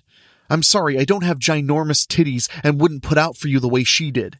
She rolled her eyes. "Look, I'm busy here. Just fuck off." Davis looked angry. "Are you with someone?" Cheryl responded by slamming the door in his face. Davis moved to the front window. "I'm not leaving until we settle this, Cheryl." When Cheryl saw the look of determination on his face, she immediately thought of Laura Lee.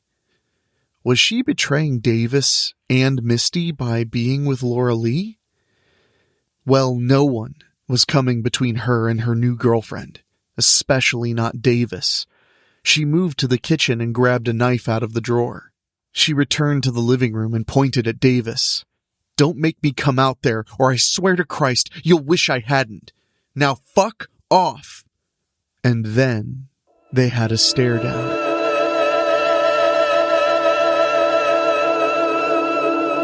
Several minutes later, Cheryl came running out of the woods. She shrieked as she tripped and began rolling down a hill. She couldn't stop herself as she picked up more momentum. She cried out when she felt her injured arm being agitated more. It seemed like she would never stop rolling, but she finally did when she reached the bottom of the hill. "Fuck!" Cheryl moaned, trying to shake the cobwebs. Then she saw her injured arm was still bleeding. "Christ!" Cheryl shrieked when she felt the sudden knee on her chest, followed by the blade of a knife pressed against her throat. "Nice panties, sweetie. Now get the fuck off my property," a familiar voice snapped. Cheryl saw Taylor Mirren glaring down at her. She was wearing a loose, dark outfit that appeared to be wet in places, with blood. Cheryl growled and shoved Taylor away. She stood up and pointed an accusing finger at her. "It's you. You're the killer. Fuck, you really are a sick, twisted bitch." Taylor laughed maniacally. "Oh, I've killed lots and lots of people, Cheryl. See, if you fuck with me, if you cross me, if you even think about me the wrong way." As Cheryl advanced towards Taylor, she swung her knife quickly. "Get off my property, Cheryl. I mean it." Cheryl pointed at her again. "You killed Randy, you killed Ellen, and you even came to my house and gutted Davis just now, after you threw him through my living room window." She pointed to her arm. "You even stabbed me." Cheryl remembered seeing Misty's body in her living room. "How could you fucking do what you did to my baby sister? You truly have no soul, Taylor." When Taylor laughed scornfully, Cheryl screamed, "I'm gonna fucking kill you!" Cheryl rushed at Taylor and tackled her, making her drop her knife. Cheryl then sat on Taylor and punched her in the face.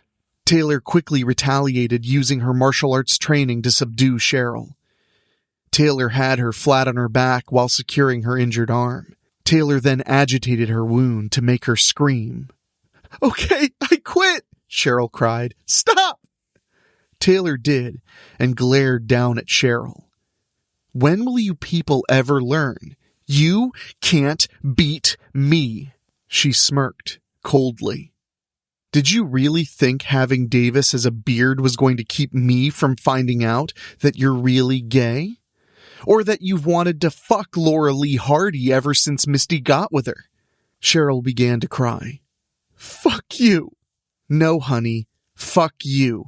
Last chance. Drop out of the running for senior prom queen, or so help me, I'll blast the door right off the fucking closet you're hiding in and drag you out by your goddamn hair. Imagine what the entire school will think when they find out about you and Laura Lee." Taylor slowly lifted her knee and got off her.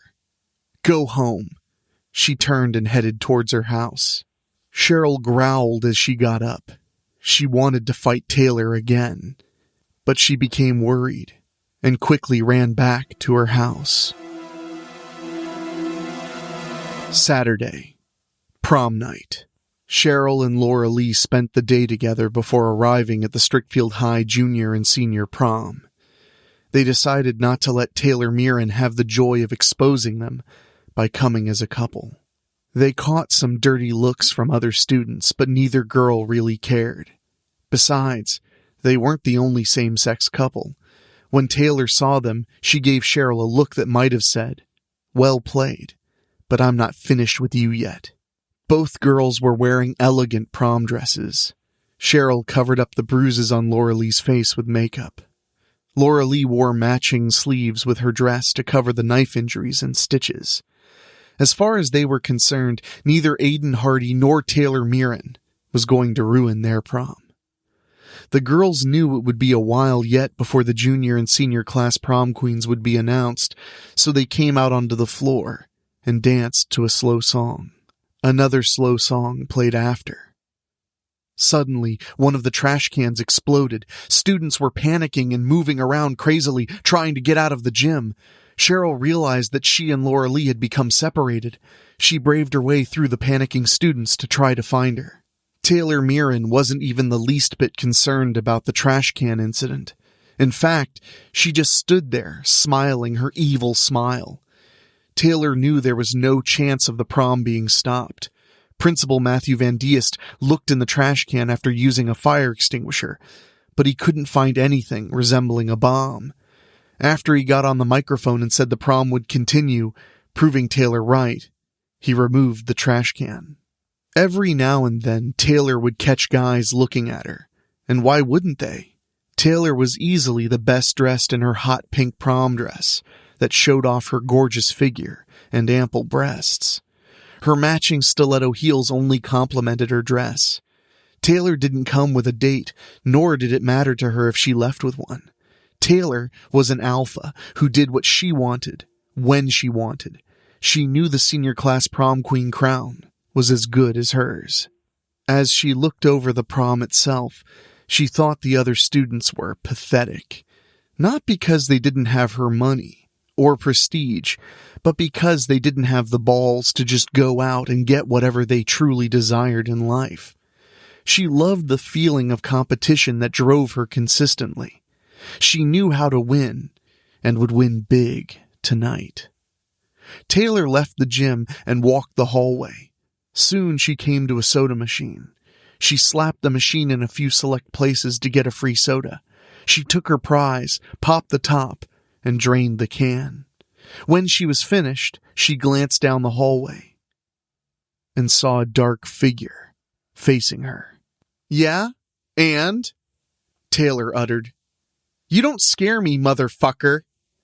The figure just stood there. Taylor grinned as she brought the can up and crushed it against the side of her head before throwing it away. When the figure still didn't move, Taylor marched to accept the challenge, her stiletto heels clacking loudly. The figure turned and slowly went down a side hallway. Taylor turned that corner herself, but she didn't see the figure. "Come on out, baby," Taylor called out.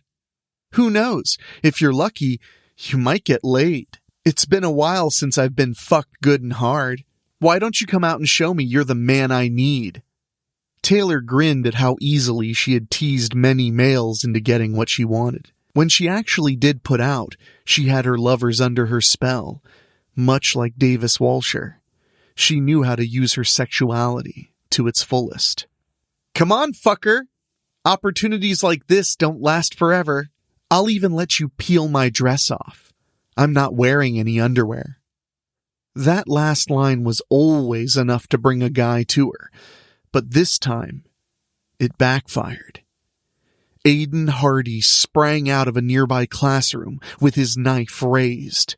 "Oh, no, you don't, motherfucker," Taylor declared. She quickly stopped Aiden dead in his tracks with a quick kick right below his chin to send him hard on his back. She pounced and stepped on his wrist to make him let go of the knife. With her other foot, she kicked it away. Aiden reacted and swept her feet out from under her. Taylor hit the floor and quickly sprang back to her feet. Aiden tried to punch her face, but she blocked him. She grabbed his wrist and twisted underneath his arm until she flipped him onto his back again. Taylor giggled a little.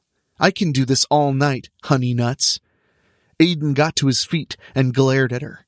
When Taylor caught sight of his patchwork face and horrible disfigured eye, she grimaced in disgust. "Boy, you are one ugly motherfucker," she exclaimed.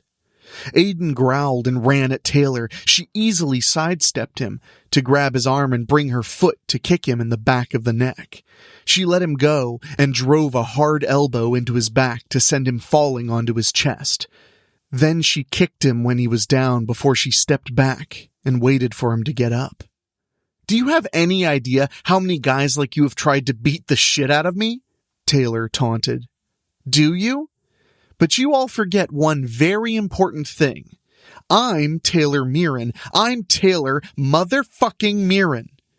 When Aiden was on his feet again, Taylor stepped up and swiftly kicked him right between the legs. Aiden just stood there with his jaw tightened, which surprised Taylor. He surprised her again when he grabbed her wrist and stabbed her in her left side with a smaller knife he had pulled out of his back pocket. Taylor only gasped a little before she became angry and knocked Aiden down with a swift punch to the face. The knife was still stuck in her side. "You motherfucker," Taylor hissed. When Aiden got up again, Taylor sent him back to the floor with one more swift punch to the face. Get up, Taylor yelled. If I'm dying tonight, I'm taking your sorry ass with me. You can be my doggy when I take over hell and kiss my feet. Aiden got back up, but this time he turned and retreated from Taylor. Yeah, you better run, you son of a bitch. Aiden only retreated from Taylor to turn back around and come running at her and tackle her. Taylor was flat on her back, with Aiden on top of her. His jaw was tightened with determination as he threw punch after punch right into Taylor's face. Taylor tried to fight back, but Aiden was both angered and crazed. You ain't gonna be Scream Queen, Aiden said. Not when you're dead. Aiden ripped Taylor's dress open. He pulled the knife out of her side and raised it up. With a victory growl, he drove the knife right in between Taylor's exposed breasts. Saturday night. Prom night. As Aiden Hardy brought the knife down on Taylor Mirren, she screamed and punched his throat. He gagged and knew he had no choice but to get off her. Holding his throat and gasping for breath, he ran as fast as he could. Taylor tried chasing him, but she felt pain in her left side and was bleeding out. God damn it, she moaned. She quickly made her way to a restroom and went in. She grabbed a bunch of paper towels. Next, she pulled off her sleeves and tied them together. She put the paper towels on her wound and wrapped the sleeves around her waist. She tied the sleeves tightly together and hoped this emergency procedure would stop the bleeding. Suddenly, the door opened. Cheryl Blint came in and saw Taylor topless and bloody. The two girls just looked at each other. When Taylor saw Cheryl couldn't take her eyes off her naked breasts, she faced her and presented herself. You like? Taylor purred. Cheryl turned away quickly. Shit, sorry. Taylor laughed. Bullshit. Remember, I know you like girls. Cheryl glared at Taylor. Not you, I fucking hate you. Taylor grinned devilishly. But you'd gladly fuck me in a heartbeat if I gave you the opportunity. She raised her finger. And don't you fucking tell me you wouldn't. She changed the subject. Your girlfriend's fucking maniac brother's here. As you can see, he attacked me. So you two aren't in this shit together? Cheryl ascertained. Taylor became upset. Fuck you, bitch! She pointed at Cheryl. What's that sweater worth to you? Cheryl looked at her in disgust. I'm not giving you my goddamn sweater. Fuck you. Taylor grinned. Fine. Keep looking at my titties then, pervert. Cheryl groaned and relinquished her sweater. Taylor snatched it, put it on, and quickly buttoned it up. Thanks, babe, Taylor said. I'll compensate you for it later. Just then, the door opened again. Cheryl and Taylor turned to see Laura Lee. Cheryl pulled Laura Lee into her arms. Honey, are you okay? Where were you? Laura Lee hugged her back. I'm sorry. I got scared after that explosion and I hid in the classroom. I think I fell asleep or passed out. Did I miss anything? No, Taylor answered for Cheryl. I haven't been crowned senior prom queen yet. She looked at her smartwatch. That's in about an hour. Laura Lee became angry and tore away from Cheryl. Give the sweater back. It's okay, Laura Lee. I gave it to her, Cheryl said. Actually, I'm just renting it from her, Taylor corrected. My dress was practically destroyed by... She raised an eyelid. Your brother, is it? Taylor looked at the couple for a moment. You know what? I think we three should go and talk in private. Yeah, I've got some delicious dainties I want to share with you two. Things you'll want to know about. Laura Lee was still angry. Fuck you, Taylor. You want the senior prom queen crown so bad? Just take the fucking thing and shove it straight up your ass. Taylor laughed. Oh, I love your spunk, honey, but no, it's not about blackmailing the two of you to give up the crown. I told you, the crown's mine. I'm Taylor Mirren. End of fucking story. She motioned to the door. Come on, Let's go into an empty classroom where we can be alone. Laura Lee and Cheryl reluctantly obeyed Taylor. Soon the three of them entered one of the many empty classrooms. Taylor pulled the door closed and turned on the lights. Unless other people are planning to roam the halls, I'd say we've got all the privacy we need, Taylor said. What do you want, Taylor? Laura Lee snapped. Taylor clasped her hands together. Yes, what do I want? She went and sat on the teacher's desk. I want to get something off my busty chest, and I don't mean Cheryl's sweater. You see, something's been really bothering me. Taylor pointed to Cheryl. We all know what your big skeleton is, don't we? Cheryl was frustrated. Okay, yes, I'm fucking gay, just like Misty. I've been in love with Laura Lee ever since Misty and I met her. Misty was out, but I wasn't. Misty didn't even know about me. She got with Laura Lee before I could come out to her. I let things go because Misty was my sister. I'd say I'm out now, so you don't really have any leverage against me, do you? Taylor shook her head slowly. Okay, you both came together, you danced together, but that doesn't mean the school population knows you are together. Your secret, it's safe with me. As long as you get the senior crown, right? Cheryl emphasized. Fuck the goddamn crown, Taylor snapped. Look, I totally get it. I'm the worst fucking human being you'll ever meet. She glanced down at her side. Getting stabbed a little bit ago made me really see shit. Cheryl, when I told you I've killed people, I meant that I've ruined people's lives. I've ended a lot of dreams. I never murdered anyone in my life. Then what about when I fell into your yard last night? Cheryl demanded. You had blood on you.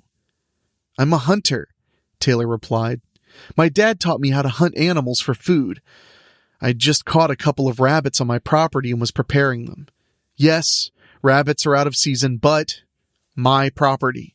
The point I'm trying to make here is that I've already prided myself on being the hunter and everybody else the hunted. I exploit people to get what I want. Taylor pointed to Laura Lee. But your brother wanted to exploit me tonight. Your brother wanted to take my fucking life. Your brother was way more ruthless than I could ever be. Yes, I'm a ruthless cunt. No, I'm not a killer. Aiden really opened my eyes and made me see that I don't want to ever resort to murder to get what I want. So I'm turning over a new leaf. I don't want to exploit people anymore, and I want to help stop Aiden before he kills again. Laura Lee and Cheryl both looked at each other in disbelief. Then they turned back to Taylor. Bullshit, Cheryl challenged. Rebecca Mirren, your cousin, is the only good Mirren in your family. People call her Charity, and for good reason. You expect us to believe you're going to be just like Charity? Yes, Taylor replied quickly. I'm not kidding here. Aiden made me feel so vulnerable tonight. I truly understand now how I made people feel when I exploited them. And I want to make things right. I'm going to find and stop Aiden. I know he's still here in the school, somewhere. See, I'm a loose end. He's not leaving until he finishes me off. Taylor pointed to Laura Lee. Figuring out Cheryl's skeleton was easy peasy, but yours was quite the challenge. In fact, the most challenging. Me? How? Laura Lee asked. I always make it a point to know my enemies very well, Taylor explained. It's how I find their skeletons. Like I said, finding yours was truly challenging. Obviously, I couldn't have exposed you for being gay because you were already out and in a relationship with Misty. Again, you and Cheryl being a couple is completely safe with me. What I want to talk about is your accident in Shore City more than 2 years ago. Cheryl spoke up. Laura Lee told me about that. Taylor produced a smartphone. Lose something, Laura Lee? Laura Lee's eyes widened. You fucking bitch, give that back. As Laura Lee came at Taylor, she moved and got behind the teacher's desk. Taylor quickly opened the lock screen. You know, Laura Lee, ever since you were nominated for senior prom queen, I've been watching you. I've heard you mention your mother, and yet I've never once seen her. Are you sure you told Cheryl everything? Shut the fuck up, Taylor, Cheryl yelled. Yeah, this is really turning over a new leaf. Bullshit. Taylor glanced at Cheryl. Have you ever seen Laura Lee's mom? Did Misty? I know I haven't, and you know what? Nobody ever will. She looked back at Laura Lee, whose jaw was tightened now. It took some time, but I finally found your biggest skeleton. It's huge. First, there were newspaper articles from 2 years ago regarding an automobile accident on I-71 you were involved in, back when you lived in Shore City. I told you, Taylor. Laura Lee told me about the accident, Cheryl insisted. Taylor kept her eyes on Laura Lee. Again, Cheryl, did she tell you everything? Did she tell you that her mother and brother both died in that accident? What? Cheryl choked. Don't believe me?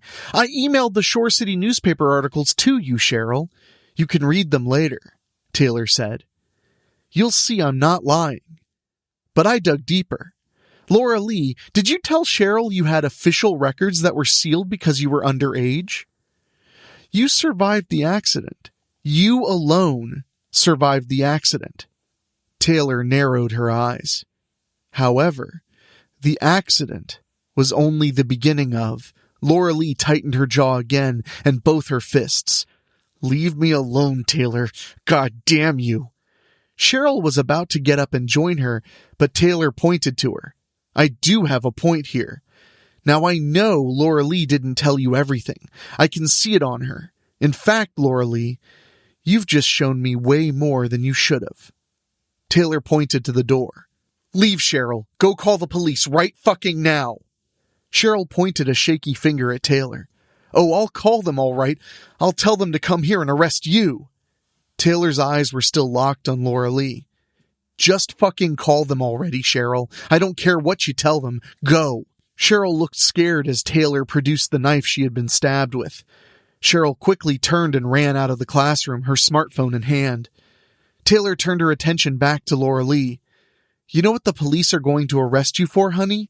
Murder 1, probably by insanity in your case. And I can prove every bit of it. Ah, there you are, tightening your jaw for me again. You know, that's exactly how your, she made air quotes, brother looked right at me when we fought, but we both know your mother and brother are quite dead. Yeah, it took a little money and a few topless selfies, but I was able to get unsealed copies of Ellen Frank's records. And yours. Ellen Franks did some time in Erie City Asylum. And so did you. Apparently you came down with multiple personality disorder.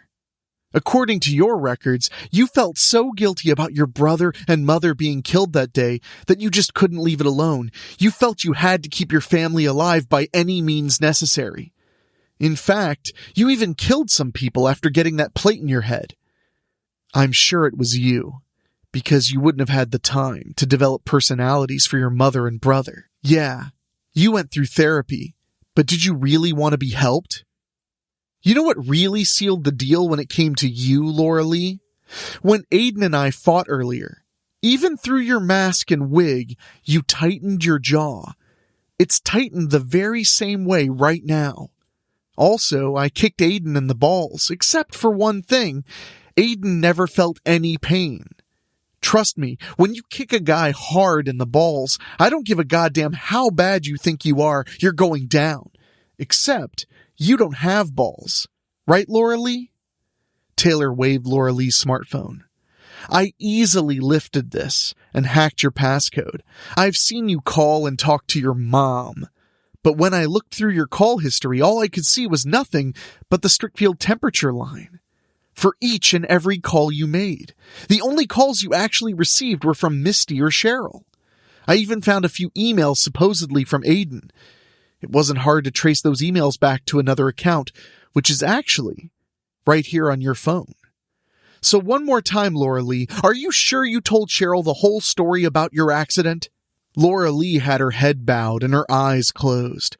Finally, she opened them and roared with anger, only now her voice sounded more like the deeper one of Aiden. "You fucking bitch. I'll kill you once and for all." Taylor hadn't expected Laura Lee to pull out her original knife and swing hard. She nearly caught Taylor on her unhurt side, but Taylor blocked Laura Lee with her knife. She quickly dropped the knife, put her hands on the desk, and brought her feet up over it to dropkick Laura Lee away. When Taylor came back down, she groaned when she felt pain in her injured side. She picked the knife back up and came out from behind the teacher's desk, prepared to continue her fight with Laura Lee. Laura Lee again spoke, in Aiden's voice. "My sister has a truly sick mind," Taylor scoffed. "You're telling me." Laura Lee swung the knife. "My sister's a sick lesbian pervert, and I ain't letting her marry another girl. Randy Robinson secretly did pornography with other girls. Who was to say she wouldn't have taken a liking to my sister? Ellen Franks dated Misty before Misty broke up with her to be with Laura Lee, but I ended their perversion, didn't I? As for Cheryl, I made a mess of her house twice. First her sister, then her fake boyfriend." Taylor gave Laura Lee a gleeful smile and pointed back. Laura Lee, as Aiden, hadn't counted on Cheryl returning to the classroom after calling the police. Cheryl had seen and heard most of Taylor's revelations, but she didn't fully see Laura Lee become Aiden and hear the entire conversation. Laura Lee roared and raised the knife as she ran at Cheryl. Cheryl screamed and ran back out into the hallway. She quickly kicked her shoes off and ran barefoot back to the prom. She could hear Laura Lee running easily on her heels. "You can't escape," she heard Aiden declare. "You ain't leaving this school alive." Cheryl couldn't believe that Laura Lee was catching up to her, but Cheryl finally made it back to the gym and walked into the prom. Cheryl tried to lose herself among the other dancing students. However, once Laura Lee entered the gym, she easily spotted her. Laura Lee made the students panic for the second time that night when she raised her knife and went at Cheryl. The music suddenly stopped, and many of the students ran to try and escape. Laura Lee stabbed and killed many students. When a boyfriend pushed his girlfriend into Laura Lee, she immediately grabbed her by the hair and slashed her throat. The boyfriend's efforts to selfishly save himself were futile as Laura Lee caught up to him, turning the boyfriend around as she stuck him and opened him up. When the boyfriend fell over, his guts spilled onto the dance floor. Cheryl approached Laura Lee from behind with a folding chair and slammed it into her back.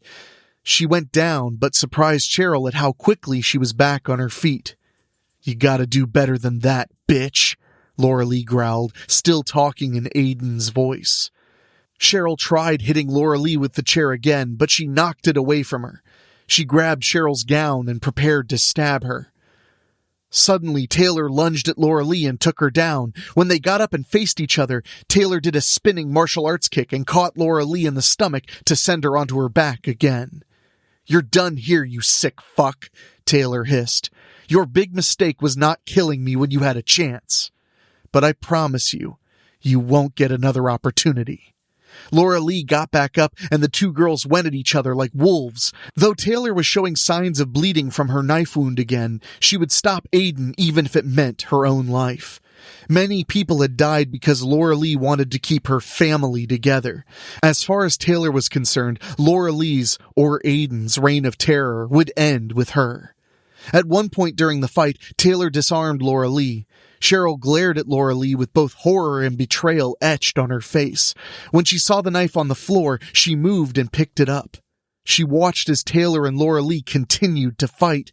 It seemed that the Aiden personality had learned from his earlier mistakes with Taylor, because he finally saw an opening and kicked Taylor hard enough to send her into a corner on her back.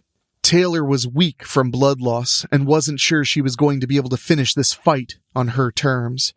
However, she saw Cheryl approaching Laura Lee with the knife and quickly ripped open the sweater, making the buttons fly in different directions. As Aiden got an eyeful of Taylor's ample breasts, Cheryl stabbed Laura Lee right in the stomach. "This is for Misty, you fucking bitch," Cheryl yelled. Laura Lee grimaced with pain and fell to the floor. Taylor forced herself to stand up. But the Aiden personality still wouldn't relent. Laura Lee got back to her feet for one last attack. On Cheryl. "If I'm dying, I'm taking you with me, dyke." Taylor felt ready to pass out, but she forced herself to stand up and face Laura Lee. "Hey, Aiden, asshole," Taylor called out. Laura Lee turned and saw Taylor was wobbling. Laura Lee moved to Taylor, pulling the knife out of her stomach. But Taylor was ready. "Remember my name, you son of a bitch. Taylor motherfucking Mirren." And she quickly brought her foot up and caught Laura Lee hard under the chin. She fell onto her back and smacked her head on the floor even harder, busting her open and making her bleed fast. Taylor's eyes rolled up into her head, and she passed out. Laura Lee moaned as her own personality returned. When she saw Cheryl looking down at her, she softly cried. Cheryl shook her head slowly. "I fucking hate you." Then Cheryl picked up Laura Lee's knife. She dropped to her knees and stabbed Laura Lee repeatedly until she was finally dead. It was then when the police finally arrived and eased Cheryl away from Laura Lee's body. The paramedics came in and would wheel Taylor out to take her to Strickfield General Hospital.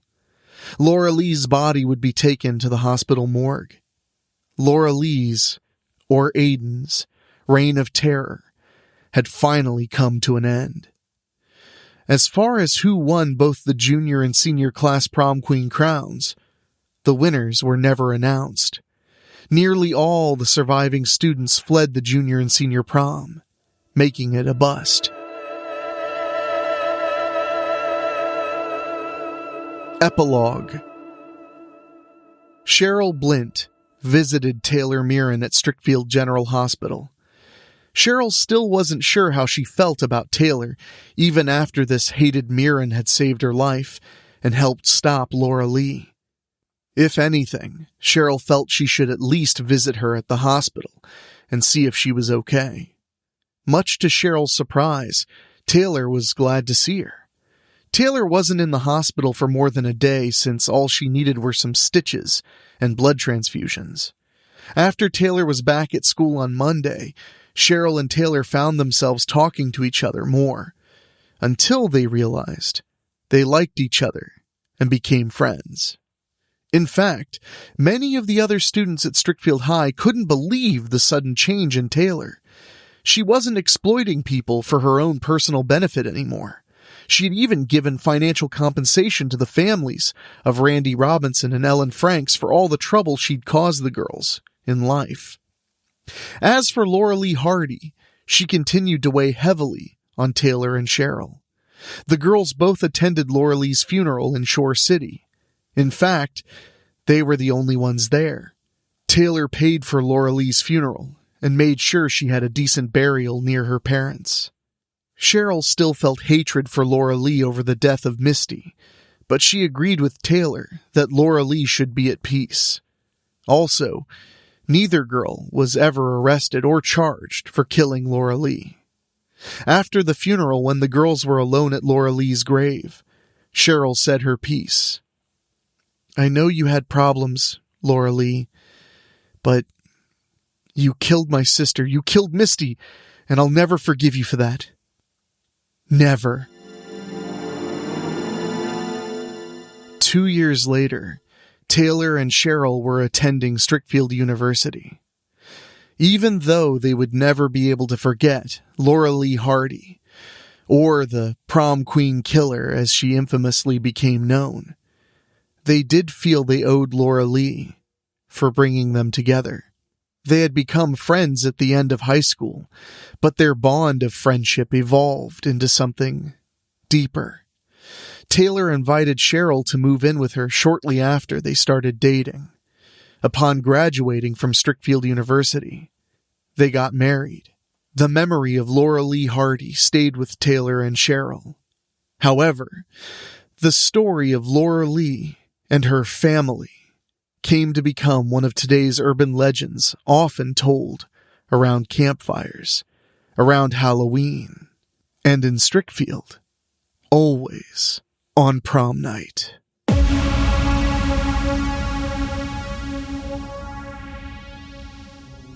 And that, my spookies, was one beautiful mess of stormwater, ghost tricks, shattered nerves, and prom night bloodshed. A desert stop that should have been a quick rest turned into a date with doom. A mansion built to keep its secrets made sure nobody got out easy. And prom, as it so often does in horror, proved that formal wear and murder pair together beautifully. Some nights just have it in for you from the very beginning, and all you can do is hold on, keep moving, and hope the next door you open isn't the one that finishes the job. Thank you for spending this dangerous little evening with me. Make sure you're subscribed on your favorite podcast app so you're ready for the next nightmare to arrive, because every single Wednesday on the Weekly Spooky feed has another fresh scare waiting in the dark. And until then, be careful where you stop for the night, what house you step into, and who's smiling when they tell you that prom is going to be absolutely unforgettable.